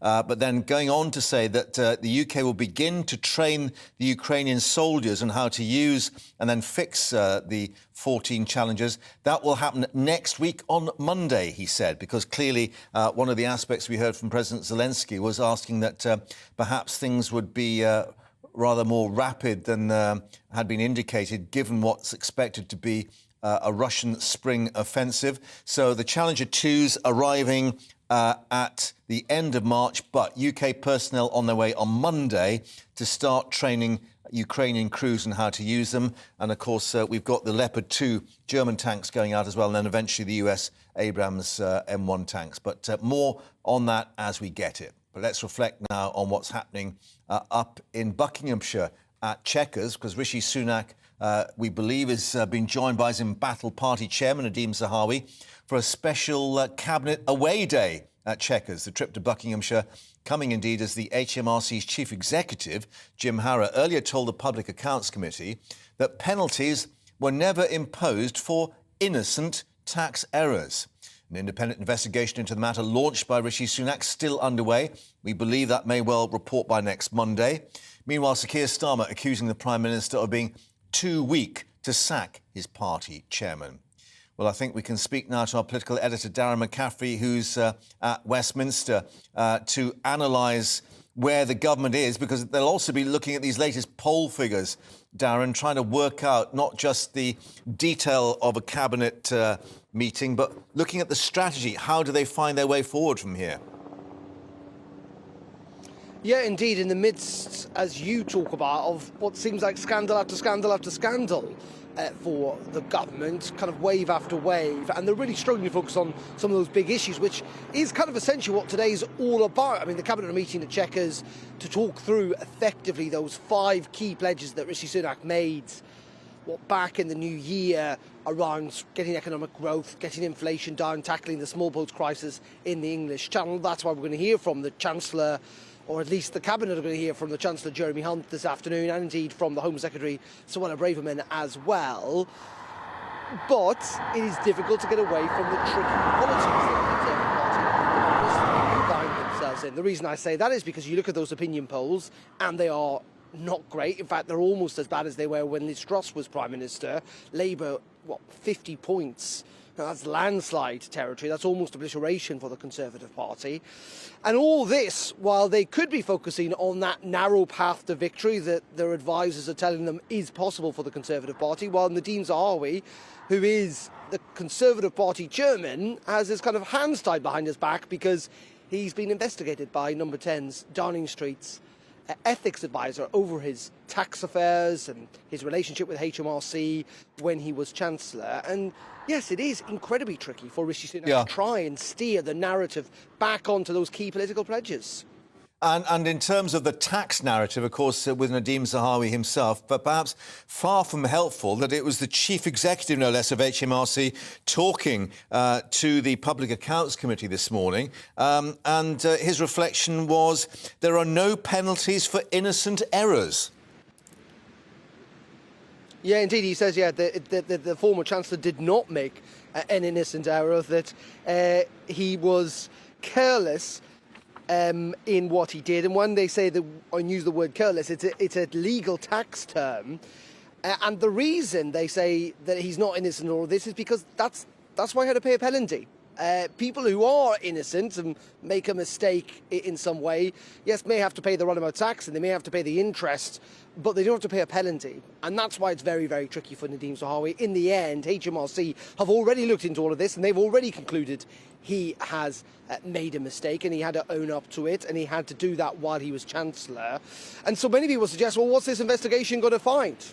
Really, in the end. That's why some of his own Conservative colleagues want to see the chairman step aside immediately. In saying that, this idea, and we heard it from Mel Stride, the Work and Pension Secretary today, that we could see this report pretty quickly, within days, certainly by next week, I think gives Nadhim Zahawi a little bit more time, in the sense that he would say, seem a bit ridiculous for him to step aside, then potentially get exonerated and be back in the job again. But we have to see how this plays out, and it's not just him in trouble again. Today, Dominic Robb, the Deputy Prime Minister, continued allegations of bullying against him. Allegations, it must be said, he denies. But they're not going away, and that's pretty tricky because he's the right-hand man to the Prime Minister. So Rishi Sunak, as I say, really struggling to change the narrative here at Westminster. Yeah, Darren, thank you for that. More on the Robb situation with Catherine very shortly. But let's just reflect, of course, the background is that we've got our latest GB News People's poll revealing just how uphill things are for the government. The Conservatives lagging way behind on the economy. Just 16% of people saying a Tory government would better manage the UK's finances. Double that number, believing Labour will do a better job, 32%. Then when asked about who they would vote for in the next general election, 50% saying Labour, just 21% saying Conservative. Perhaps much for them to digest at Chequers at the moment. Well, let's get the thoughts now of Benedict Spence, who's joining us, political commentator. And Benedict, clearly this might be some kind of crisis meeting at Chequers, not just talking about the tax issue of Zahawi and then Dominic Robb, but how the government tries to plot its way forward. Certainly. I suppose the thing is, if there was a ray of sunshine, the Rishi Sunak would be saying, well, you can take a look at quite how far behind Keir Starmer was behind Boris Johnson in the polls at one point over the last 2 years, and quite how quickly that was able to reverse itself. And that was done, not because actually Keir Starmer was a particularly formidable opponent. That happened because of Conservative fumbles, dropping the ball in the case of Boris Johnson and then consolidating it quite badly with the Liz Truss administration. So it is within the gift of the Tory party, he will argue, to win support back, because Keir Starmer isn't actually, he's not lighting a fire in anybody's stomachs. He's just not the Conservatives. But of course, the main obstacle that Rishi Sunak has to then get over is his own party, is his own party's record over a decade in government. Some would say his own record whilst Chancellor. And, it can't be helped at all when you have allegations of bullying against senior party figures, and you have allegations of financial wrongdoings for senior party members as well. It all just contributes to the image that this is a party that the Prime Minister is not in control of, and that is sort of limping towards the finish line of the next general election. Yeah, I mean, we were told that perhaps the considerations at Chequers today would be this 5-point plan to try and get that back in the public eye. But the problem is, it's not about policy at the moment. It is about personality, from Liz Truss and Boris Johnson, then to obviously Dominic Robb, Nadhim Zahawi, and on it goes. And clearly the problem for the Prime Minister is, if he's seen to have failed to have acted on either Robb or Zahawi, it has direct consequences for him. It does, but the problem is, if you start dispensing with every Tory, every senior minister or every Tory MP who's ever done anything wrong, Mr Sunak will find very quickly that his majority, such as it is frittered away. He will end up making a lot of enemies. You've got to remember, these are two big beasts in the Tory party. These are people who had leadership aspirations as well. You can try to sack them, you can try to get rid of them, as has happened with Boris Johnson. It doesn't mean that they go away. It just creates, that pool of resentment on the backbenches. We're already seeing, aren't we, Liz Truss sort of touting herself as a sort of a Cassandra, trying to, convince everybody that she was correct and that she just got the timings wrong, and that her way of thinking is the right one. So if you're Sunak, you're in a really difficult position where you cannot be seen to be doing nothing with these people. There has to be action taken, but can you actually risk your party turning on you? They've already done in two prime ministers over the course of the last year, and Mr Sunak is not the most popular candidate in the first place. Indeed, they've got a bit of previous, as the expression goes. But, I mean, looking at how they sort themselves out, part of the problem, of course, as we're moving pretty quickly towards not just local elections, but then a general election. The party chairman is the person that you look to actually galvanise and get the strategy together. And he's a lame duck at the moment. He is, and it must be a real disappointment, actually, to Rishi Sunak, because actually Nadhim Zahawi is probably one of the few ministers who emerged from the Boris Johnson era, if not with his record intact, then certainly with it, if not with it enhanced, then certainly with it intact. The legacy of the vaccine rollout, he didn't do a bad job as education secretary, or certainly he didn't do any worse than the previous education secretary. So that must come as a real blow to now potentially be having to lose what is actually quite a capable minister. But that's the thing. It's 2 years until the next general election. And realistically, it's not 2 years, because they're not going to hold one in the depths of January in 2025. And they have to sort out not just the economy, but the migration crisis. They have all manner of things that are currently on the in tray. And the problem is, correctly, the public will look at them and say, well, what have you actually done differently that the Labour Party wouldn't have done? Why bother voting for a Conservative government if you're just going to enact what are essentially Labour policies? And that, I think, is what a lot of people see from things like the economy, where the tax burden is at its highest in living memory, to things like immigration, where we have record numbers and no sign of that abating. Yeah, indeed. Our People's poll for GBNews indicating, of course, they believe that maybe Labour has got the political or the economic competence to deliver as well. But, Benedict, thank you very much indeed for your views on that. And we'll stay with the whole issue now, because Dominic Robb, as we've discussed, appears to be facing a much broader bullying investigation than originally anticipated. That's according to the Guardian newspaper, at least, with at least 24 civil servants being reported to be involved in formal complaints. And government insiders believe the depth of the inquiry and the severity of some of the claims being made could mean the Deputy Prime Minister will struggle to survive, throwing then further doubts, as we've discussed, on Rishi Sunak's judgment in having him in such a senior position. Let's get more with Catherine joining us in the studio once more. And obviously there's you know the political oversight on this, but it seems quite upsetting personal stories as well from the testimony these people reported to have given. Yeah, so reported today that some of the people who worked, these allegations cover when he worked in 3 departments. So he was Foreign Secretary, he was Brexit Secretary, he was also Justice Secretary. At least 24 civil servants, possibly over 30 in 8 formal complaints. Reports that some of them were vomiting before they went to work, that some of them were regularly in tears, that more than one considered taking their own lives. I mean, really very shocking, very serious allegations. Important to state the Deputy Prime Minister is absolutely insistent that he's always acted professionally, that he's done nothing wrong.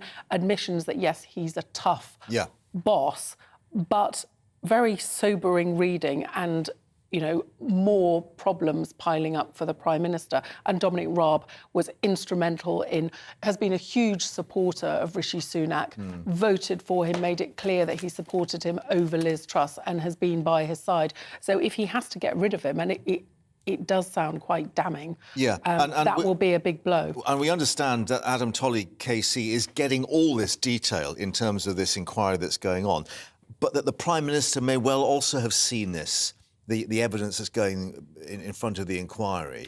And whatever the inquiry finds, it is still within the Prime Minister's gift as to what then happens to Dominic Robb. Yes. Rishi Sunak apparently read some of the written reports that were coming in before he appointed Adam Tolley as KC to investigate.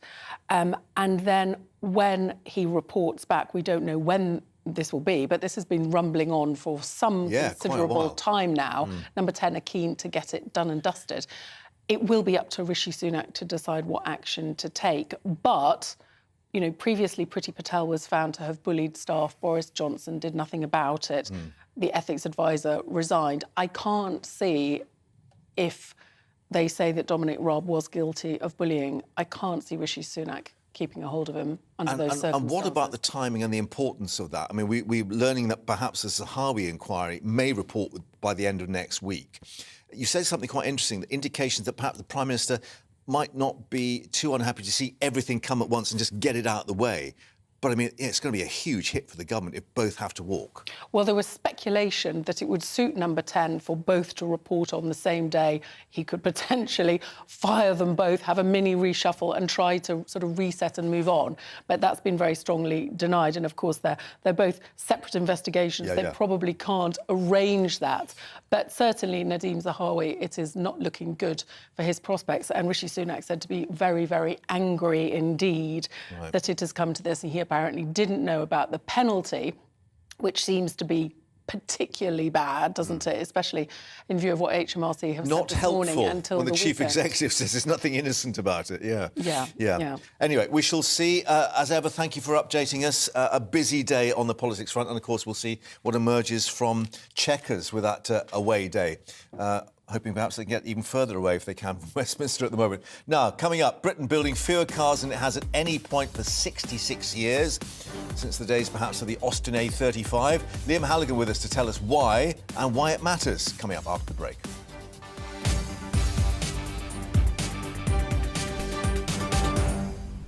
I'm Simon Evans. Join me on GB News for Headliners at 11 p.m. What's the scoop? I'll be joined by 2 of the country's top comedians. That's right. As we take a look at tomorrow's newspapers tonight. We're going to get into trouble. If it's a big story, we'll be covering it. Spill some tea on him. There we go. But we'll also have some fun. I wouldn't stick up a bank. My father didn't love me. So anyway. Headliners every night from 11 on GB News, the People's Channel, Britain's news channel. Join me, Patrick Christie's, Monday to Friday, 3 till 6. We tackle the day's news agenda like you've never seen before. It's high tempo, high octane, the most controversial topics, and the best guests. You will not be able to take your eyes and ears off it. I'm not afraid to ask the questions that you really want answered. 3 till 6 p.m, Monday to Friday on GB News, the People's Channel, Britain's news channel. Hi, Andrew Pierce here. Join me every Friday lunchtime for a proper no-nonsense debrief of the week's events. With special guests in the studio and the GB News team on the ground, I'll be getting you up to date with news, some intelligent discussion and my own sharp take. The weekend starts here with me every Friday lunchtime on GB News, the People's Channel, Britain's news channel. I'm Andrew Doyle. Join me at 7 o'clock every Sunday night for Free Speech Nation, the show where I tackle the week's biggest stories in politics and current affairs with the help of my 2 comedian panellists and a variety of special guests. Free Speech Nation, Sunday nights from 7 on GB News, the People's Channel, Britain's news channel. We are GB News, the People's Channel. And right across the United Kingdom. You can find us on Sky Channel 512. Virgin Media Channel 604. Freesat Channel 216. Freeview Channel 236. And YouView Channel 236. You can also take us with you on DAB Plus Radio. With the GB News app and at the website gbnews.uk. We're absolutely everywhere. Come join us on GB News, the People's Channel, Britain's news channel.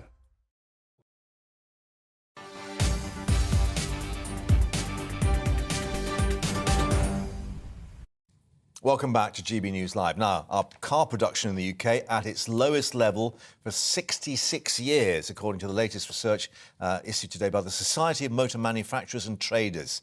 Meanwhile, electric vehicle production, well, that's actually up for 2022. Let's get more with our economics and business editor, Liam Halligan, now with On the Money.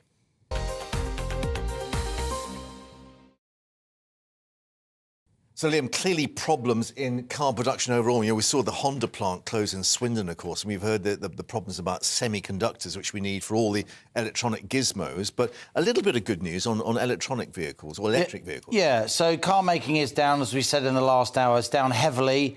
It was about 1.3 million cars made per year in 2019, the last year before COVID lockdown. This year it's down at 775,000, so that's about a 40% drop. Yeah. And that is the lowest, as you say, since 1956. But let's have a look at some of the EV numbers here on a graphic, the electric vehicles.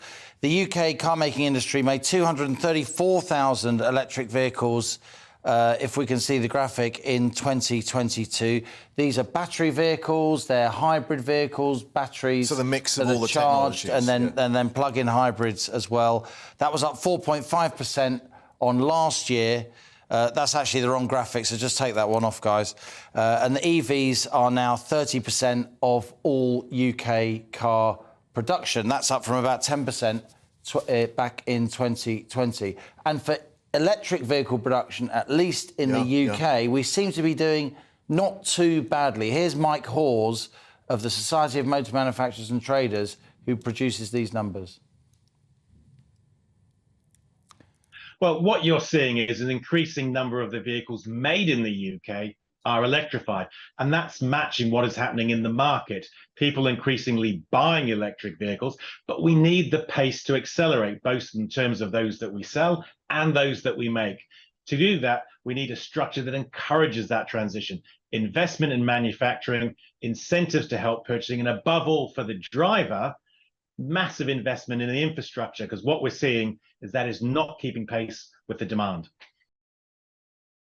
Range anxiety and, well, but price anxiety as well, because, you know, the electric vehicles are a lot more expensive than they're a lot more expensive. They may not hold their value in the second-hand market because the batteries wear out, to use a non-scientific term, and then to replace the battery, you might as well replace the car in many instances. There is a concern, a big concern, about the number of electric vehicles in the UK, up to 234,000, as I just said, increasing much, much more than the number of charging points. So the charging points, just 9,000 more charging points last year in the UK. And that means that we've gone from something like 16 electric vehicles per charging point now to 30 electric vehicles per charging point. And what does that mean? Lots more waits, lots more queuing. So we're not rolling out the charging points quickly enough, particularly now as this 2030 date is coming into focus, when new petrol and diesel cars, the sales of them will be banned. Yeah, and we spoke to Jenny Buckley, motoring journalist. I mean, she actually went on the motorway to... A lot of the charging points don't even work when they're there. Right. So clearly they've got to get... Because it's new technology, Yeah. it has to bed down. And there's a much, much bigger point here that we started discussing in the last hour, and I know you were discussing it with Ginny too. That's the whole kind of case for electric vehicles, because we really are rushing headlong towards electric vehicles. You heard there from Mike Hawes of the SMMT, the industry trade body. It's as if everybody accepts electric vehicles are the future, but there have to be some caveats, Mark. I mean, some of the numbers here.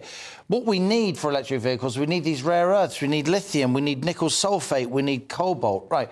Since I last spoke to you, I looked up the prices of some of those things, right? Since 2021, get this, the price of lithium has quadrupled, right? Yeah. Since 2021, the price of nickel sulfate, also used in electric vehicles, up 50%. The price of cobalt has doubled. More importantly, Mark, China, Africa, lots of out-the-way places, geopolitically complicated countries, not necessarily our close friends and allies, they have huge shares of this stuff in terms of global deposits that we don't have. And China now accounts for 80% of all EV battery manufacturing. So there's a lot of geopolitical issues overshadowing this kind of rush towards net zero and electric cars in particular. So, I mean, you went up to the northeast to find out more about the Gigafactory. So even if they manage to get a Gigafactory there, they start building the batteries in the UK, you've still got to get the raw materials from elsewhere. You've still got to get the raw materials.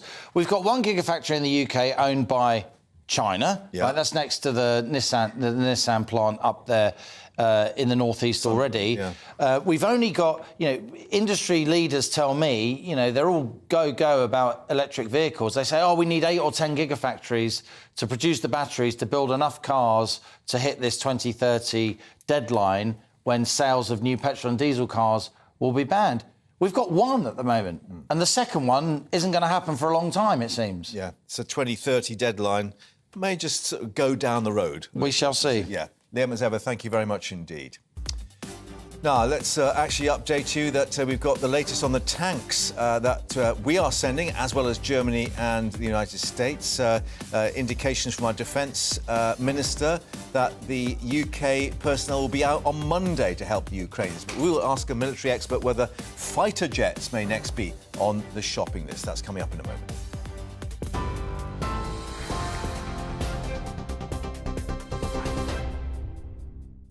It's coming up to 2:30. I'm Rhiannon Jones in the GB newsroom. Ukraine has been hit by a series of missile strikes a day after the US and Germany pledged to supply the country with tanks. The Kremlin's called the deliveries a direct involvement by the West in the conflict. One person died after the strikes hit the capital, Kyiv, where residents took shelter underground. Germany's defence minister says he expects the first Leopard 2 tanks to arrive in Ukraine by the end of March. Member of Ukrainian Parliament Kira Rudik told GB News the tanks alone aren't enough.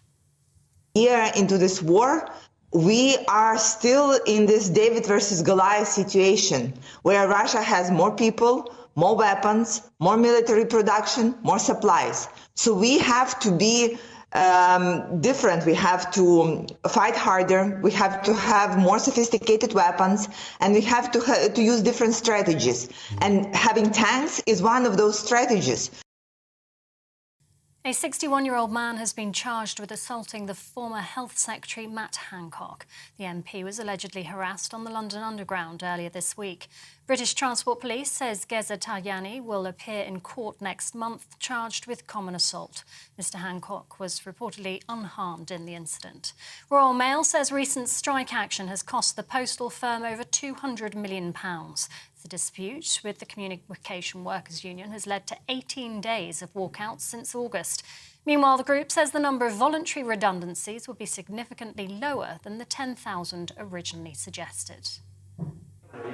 More doctors and nurses than ever are working in the NHS, according to the latest data. Figures from NHS Digital show nearly 5,000 more doctors and 10,000 more nurses worked in the health service last year compared with the previous year. It comes as the government plans to recruit 50,000 more nurses by next year. The Health Secretary says the stronger and healthier NHS needs the workforce to support it.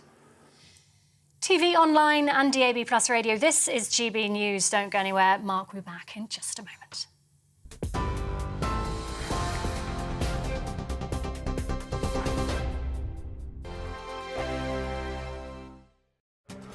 This year on GB News, we've got brand new members in the family. Join us. Across the entire United Kingdom, we cover the issues that matter to you. GB News will always stay honest, balanced and fair. We want to hear whatever is on your mind. And we don't talk down to you. The establishment had their chance. Now we're here to represent you. Britain's watching. Come join us on GB News, the People's Channel. Britain's news channel. Join me, Nana Akue, Saturday and Sunday afternoons on GB News. Expect fiery debate and passionate discussion as me and my panel tackle some of the biggest topics hitting the headlines. It's a place for everyone's opinion. No one gets cancelled, but no one gets an easy ride. Oh, she's on it today! Be ready for conversations that are fierce, frank, and of course, fun. Every Saturday and Sunday afternoon from 4 p.m. on GB News, the People's Channel. We are GB News, right across the nation. You can get us on television, on radio, on digital. We're absolutely everywhere. Amazing. You see, amazing. You remind me of me in the European Parliament. But here's the most important bit. We are not part of the mainstream establishment. We think and speak just like you do. We are the People's Channel. Magnificent. That's really, really thoughtful. Come and join us on GB News, the People's News Channel. Join me every Sunday at 6 p.m. for Gloria Meets. In exclusive interviews, I'll be finding out who our politicians really are and what they really think. It's something that you would never want anyone to suffer. I didn't know what channels there were. B, I didn't think I'd be believed. I must have weighed about 7 stone and I'm 5'8". My instincts was to sort of cover this up. I mean, clearly that was a mistake. Join me every Sunday at 6 p.m. on GB News, the People's Channel. Britain's news channel.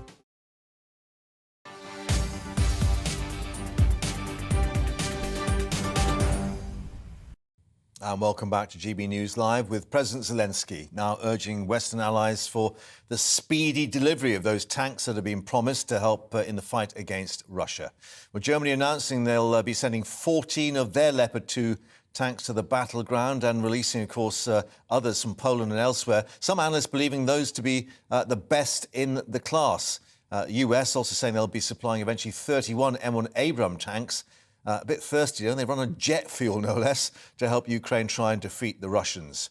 But Russia condemning these announcements, saying it's a provocation that any tank sent to Ukraine will burn, as they say. Well, joining us now is Major General Chip Chapman, former head of counter-terrorism at the Ministry of Defence. Thank you very much indeed for your time. I'm just looking at what we're learning from Alex Chalk, the Defence Minister, in the Commons a little earlier. It looks as if the Challenger 2s will be on their way at the end of March, but the staff, if you like, the maintenance staff and the trainers on their way on Monday to help Ukrainians train ahead of their arrival.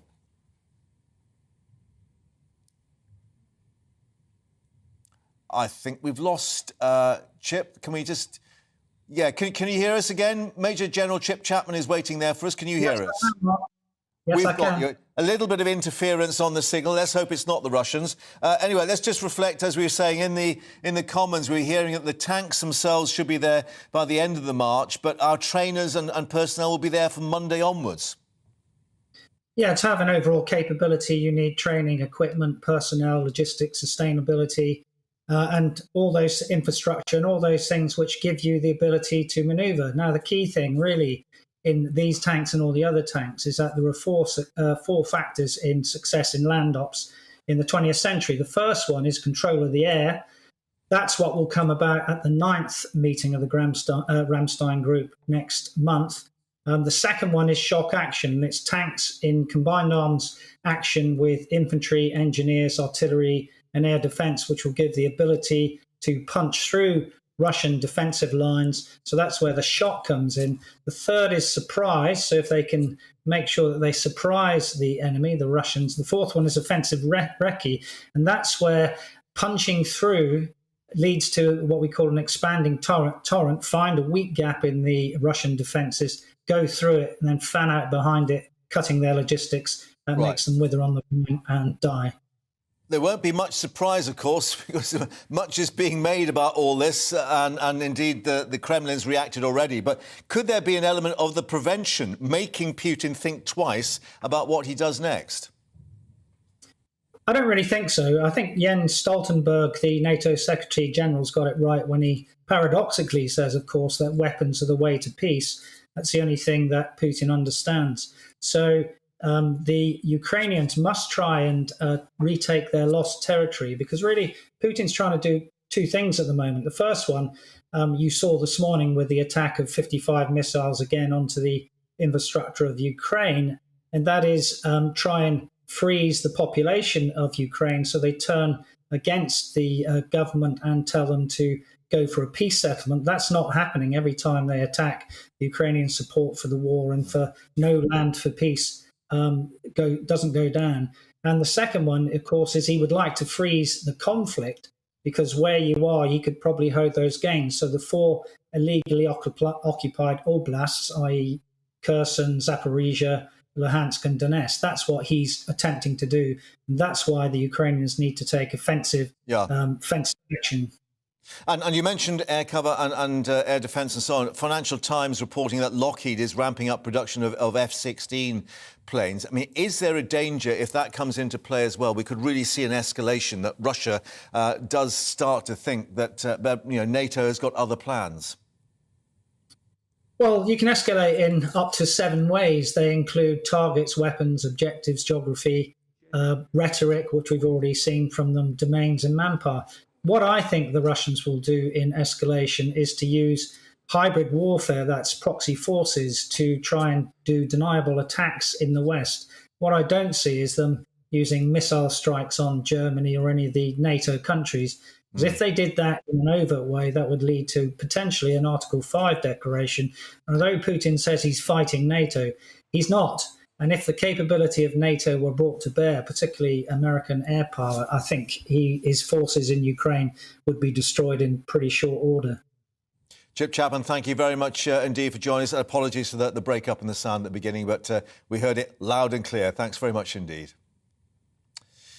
Now, let's reflect that physiotherapists are the latest to walk out with industrial action, and they're joining ongoing strike action, of course, over pay and conditions, we should say, in the health sector, also involving support staff as well. Well, joining us now, Claire Sullivan, Director of Employment Relations at the Chartered Society of Physiotherapy. And I was indicating, Claire, that it's not just about the pay packets. The sort of stories coming out of people crying on the job, the frustration that they're feeling across the board, it seems. I mean, you're absolutely right. It isn't just about pay. I think pay is a critical issue at the moment because of the cost of living crisis and because of the pressure on public sector pay over the last decade. But of course, the real issue here is that the current pay levels and the working conditions, particularly with all the additional pressure during COVID and the efforts to rehabilitate and catch up on all the work that was required during COVID, all of that means that we are losing staff, people are retiring early, people who are leaving to work outside the NHS, and people who are just leaving, as you said, because of the sheer physical and mental exhaustion, which means that the physios who are left simply can't provide the services that patients so badly need to solve all the problems we hear about every day with hospital beds, with social care, and frankly, with people's quality of long-term life. Yeah, and I suppose, people could actually pick up quite a lucrative career as a sports therapist, for instance, in the private sector. But just explain to us how important this part of medical work is, particularly, I guess, on older people who may have been bedbound for a while, for instance. Yeah, I mean, you do tend to hear, don't you, about physios doing the critical work in sport and with musculoskeletal injuries, but actually physios are there beside you, whatever your health needs, all your life. So from working in neonatal intensive care with premature babies to working with older people at the ends of their lives, enabling them to stay in their own homes and to be as fit, mobile and independent as possible for what are longer lives these days, and in every point in between. And we hear about the sort of joined-up action going on with the nurses, the ambulance, even junior doctors, of course, have issued warnings. I mean, I think February the 6th is probably going to be the big day. I mean, will the physiotherapists once more join that particular sort of coordinated action? I mean, our next two strikes are in Wales on February the 7th and England again in a further 33 trusts on the 9th of February. And I think all of us in the NHS, apart from doctors, are on the same pay, the same hours, the same working conditions and the same benefits. So we are working together, but we don't necessarily all need to be doing it on the same day. And I think we have different roles, we have different pressures, but actually the pay claim that we've made, which is for an above inflation pay rise, and the improvements to the things that are going to help us keep and retain staff are ones shared by all of us. I think the widespread number of people involved tells us just how acute the problem is. Indeed. I mean, Steve Barclay indicating a double-digit 10%, that's not going to happen. I mean, would your members, for instance, accept a lower figure if they got an indication that the working environment would be made better? I mean, I think the problem at the moment, we're in a vicious circle, because until we do something about pay, the working environment is not going to improve, because there are just not enough people staying. There's too much of the NHS's money going into agency staff because we're short-staffed, into recruiting and inducting and training new people as people leave. And we've got to get ahead of this problem. And pay is the short-term requirement to do that. Once we've done that, and to be absolutely honest, you'll have heard this before, we have been asking the government to talk about pay since last summer. We are open to all and any offers. We want to be in formal negotiations. We know that between us in the health unions and the employers across the health service, we can do a deal and make this work. There is absolutely no question about that. But at the moment, the government is blocking those talks. Claire, thank you very much indeed for time and joining us on GB News. Thank you. Thank you very much. OK, now let's bring you another Mark White exclusive here on GB News. We can reveal that plainclothes members of the military have been patrolling some of Kent's beaches on the lookout for those small migrant boats managing to make it past the Border Force and Royal Naval patrols out in the Channel. And this comes as almost 500 migrants were taken to Dover on Wednesday yesterday after taking advantage of a break in the weather to make the crossing, but hundreds more attempting to cross, failing to make it into UK waters. Our Home and Security editor Mark White with the very latest for us. Just before first light, the Border Force vessel Volunteer slipped into Dover Harbour. On board, around 100 people taken off two small migrant boats. During weeks of winter storms, there have been few in the way of weather windows where conditions are calm enough to allow small boats to cross. But the criminal gangs are patient, and after operating for the past 4 years, they're now expert at reading the wind and the tides. So on the few occasions the weather allows, the people smugglers launch their small boats en masse. By mid-morning, around 300 Channel migrants had been taken to Kent after they were picked up from half a dozen inflatables. The Prime Minister has vowed to make tackling the small boats crisis a top priority. The bad weather of late, meaning relatively low numbers arriving here, has certainly eased the pressure on the government. But as this latest surge shows, the moment weather conditions improve, the boats are back. As we filmed, military personnel left Dover Harbour in two rigid inflatables to patrol some of Kent's beaches, looking for any small boats that might have made it past the Border Force and Navy vessels out in the Channel. GB News has been told that other members of the military are now routinely patrolling some beaches on foot as well. Into the afternoon, the boats kept coming, just before the weather window closed again, with windy conditions now expected until the weekend. In just a matter of days, Border Force will once again take control of Channel migrant operations from the military, who've been coordinating these patrols since last April. But the pressure on the government is unlikely to ease just because the authorities are better at spotting and intercepting small boats. Stopping the trade in Channel migrants is the ultimate goal, but even the government admits that won't be a quick or simple job. And on that very note, Mark's continued to monitor the situation for us throughout this afternoon. This is the latest he's got for us in Dover.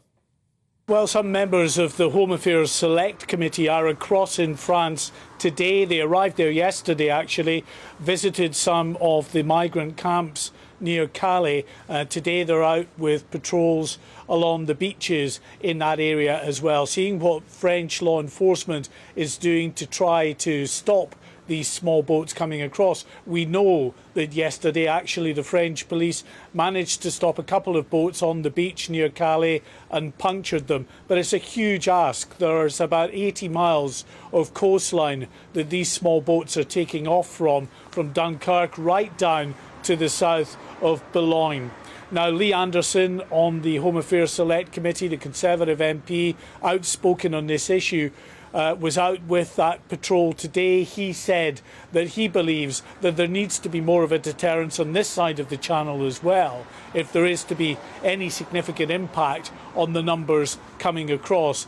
And of course, it is a highly lucrative trade. The Labour Party confirming today that £183 million was made by the criminal gangs, according to their analysis of the figures that came across last year, just shy of 46,000 people. So with that kind of money on offer, even if they dismantle the criminal gangs on the other side of the channel, there will be no shortage of other criminals willing to take up what is a highly lucrative trade. Mark White with our latest exclusive there in Dover. Now, the transgender woman Isla Bryson, who was convicted of rape, will not be imprisoned in the all-female Cornton Vale prison in Scotland. That's according to Nicola Sturgeon, who was speaking to the Scottish Parliament earlier. Well, Isla Bryson, previously known as Adam Graham, was found guilty on Tuesday of raping two women after the trial at High Court in Glasgow. Well, let's actually cross live now to Cornton Vale prison in Stirling and join our GB News Scotland reporter Tony Maguire, who's there. And Tony, we think that she was actually remanded at Cornton Vale after the conviction, but the sentence, of course, and where to serve that sentence yet to be decided. But Nicola Sturgeon making this intervention pretty early on today. Yes, well, certainly Douglas Ross, leader of the Scottish Conservatives, wasted absolutely no time in quizzing Nicola Sturgeon about it. He asked Nicola Sturgeon, would this be OK if for any rapist to go into a women's prison? You know, Nicola Sturgeon, after some back and forth with Mr Ross, she made it clear that this was, as you say, not going to be a permanent solution. But that doesn't stop the amount of public outcry that she has faced in the last few days. And I'm sure many will suddenly breathe a sigh of relief that she has now nearly broke that silence. I believe we've got some videos, so let's hear what she has to say. It would not be appropriate for me, in respect of any prisoner, to give details of where they are being incarcerated. But given the understandable public and parliamentary concern in this case, I can confirm to Parliament that this prisoner will not be incarcerated at Cornton Vale Women's Prison. And I hope that provides assurance to the public, Presiding Officer, not least to the victims in this particular case. Well, Tony, of course, we don't know if she's actually been removed from that prison as yet, and the sentencing won't happen until next month. I guess the whole question now of where that sentence will be served. Indeed, you know, and I think the timing of this couldn't have really come at a worse time, straight off the foot of last week's story about the Gender Recognition Reform Bill. And what we're actually seeing now is the manifestation of one of the biggest oppositions to that bill, the safety of women in single-sex spaces. So Nicola Sturgeon, the Scottish Prison Service has yet to announce where Isla will be held, but what we do know for sure is that it's not going to be here at Cornton Vale or any of Scotland's women's prisons.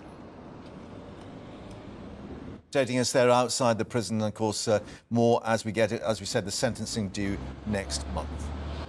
Now, the cost of living crisis hitting many, including students, it seems, because 1 in 4 said to be likely to drop out now because of the cost of the crisis. That's according to the Sutton Trust. More than a quarter saying they have to skip meals and save on food costs. Well, joining us now on the show, Louisa Shapton, a student at Cardiff University. Louisa, thank you very much indeed for joining us. And of course, we're used to students having to economise and live on baked beans for a while and so on, but this is a little different this time, isn't it? Yeah, so I'm fortunate enough that I get to stay with my parents in my family home in Swansea.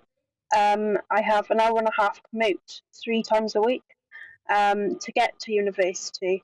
So I am blessed, but there are things that I do miss out on, student life, which I think kind of does make me wonder, am I getting the full university experience?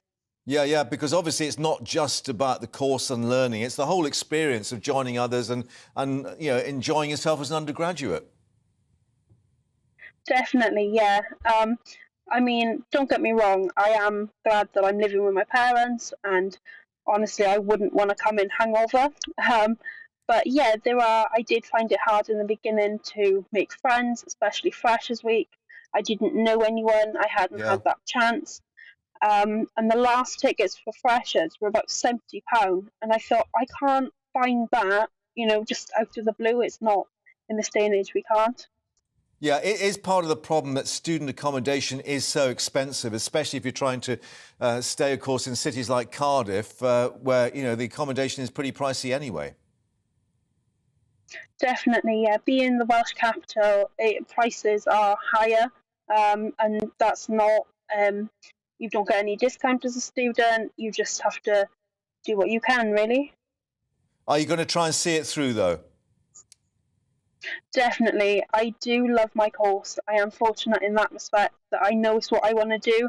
So I'm going to keep going. But I know some people have unfortunately dropped out over Christmas because they can't afford to keep going. Very sad. Well, we wish you well. Keep us in touch with how things go, and give our regards to Mum and Dad, because they haven't got rid of you yet, obviously. But thank you very much indeed for your time. Thank you. Now, let's just reflect on what you've been telling us in the GB Views inbox. Just to remind you, gbviews@gbnews.uk, particularly on Mark's latest exclusive from Dover. Bernard, why are they in plain clothes? This is the military personnel, of course. Surely it's better to be in uniform to put them off crossing. John, meanwhile, how much longer can we put up with numbers coming across the channel? It's ludicrous. The government should be ashamed of themselves. Darryl, meanwhile, the beach patrols are welcome, but won't be an effective deterrent without the power of arrest and detention. It's not good. And, of course, clearly that's part of the problem. They can only monitor at the moment. They've not got policing powers as such. But Mark White, no doubt, will keep us informed about the picture in Dover. Thanks for being with us here on GB News Live. We'll be back with Andrew tomorrow at the same time. Patrick for you this afternoon. Let's get an update on the weather, see what it's like as we head towards that weekend. Hello again, it's Aidan McGivern here from the Met Office. It's turned into a fine day for many of us. There are some decent sunny spells around. Still some showers in places. Most of these are coming in from the east and the north around an area of high pressure. But it's this high pressure really that's dominating our weather at the moment and will continue to strongly influence the weather over the next few days. Any weather fronts coming in from the north will mainly affect the north, and there'll be fairly weak affairs at first over the next few days. Still some showers coming into the east coast of England through the evening, and 1 or 2 of these will make their way into the Pennines and the Midlands. Otherwise, for many, it's a dry night with clear spells. The clearest skies are expected across Scotland and Northern Ireland, -1 to -2 Celsius typically, -5 or -6 in some of the colder spots of Northern Ireland, where there'll also be some very dense fog patches about first thing in Northern Ireland. But for northwest Scotland, frost-free, because here we've got some cloud and outbreaks of rain moving through during the morning. They'll edge into Northern Ireland, helping to clear the fog later in the morning. But elsewhere across the UK, staying largely dry and bright. We'll have lost the showers in the east. And so for England, Wales, southern and eastern Scotland, sunny spells are expected, 6 to 8 Celsius. But for northwest Scotland, it's increasingly unsettled. Spells of rain and wind coming through on Friday evening. The rain quickly eases as it pushes across the rest of Scotland and Northern Ireland overnight. It then reaches northern England by dawn. But for Much of the rest of the UK, it's a dry night with clear spells, and the clearest skies are expected towards the south, where there'll be some denser fog patches and a fairly sharp frost in places first thing this weekend. Hi, Andrew Pierce here. Join me every Friday lunchtime for a proper no-nonsense debrief of the week's events. With special guests in the studio and the GB News team on the ground, I'll be getting you up to date with news, some intelligent discussion and my own sharp take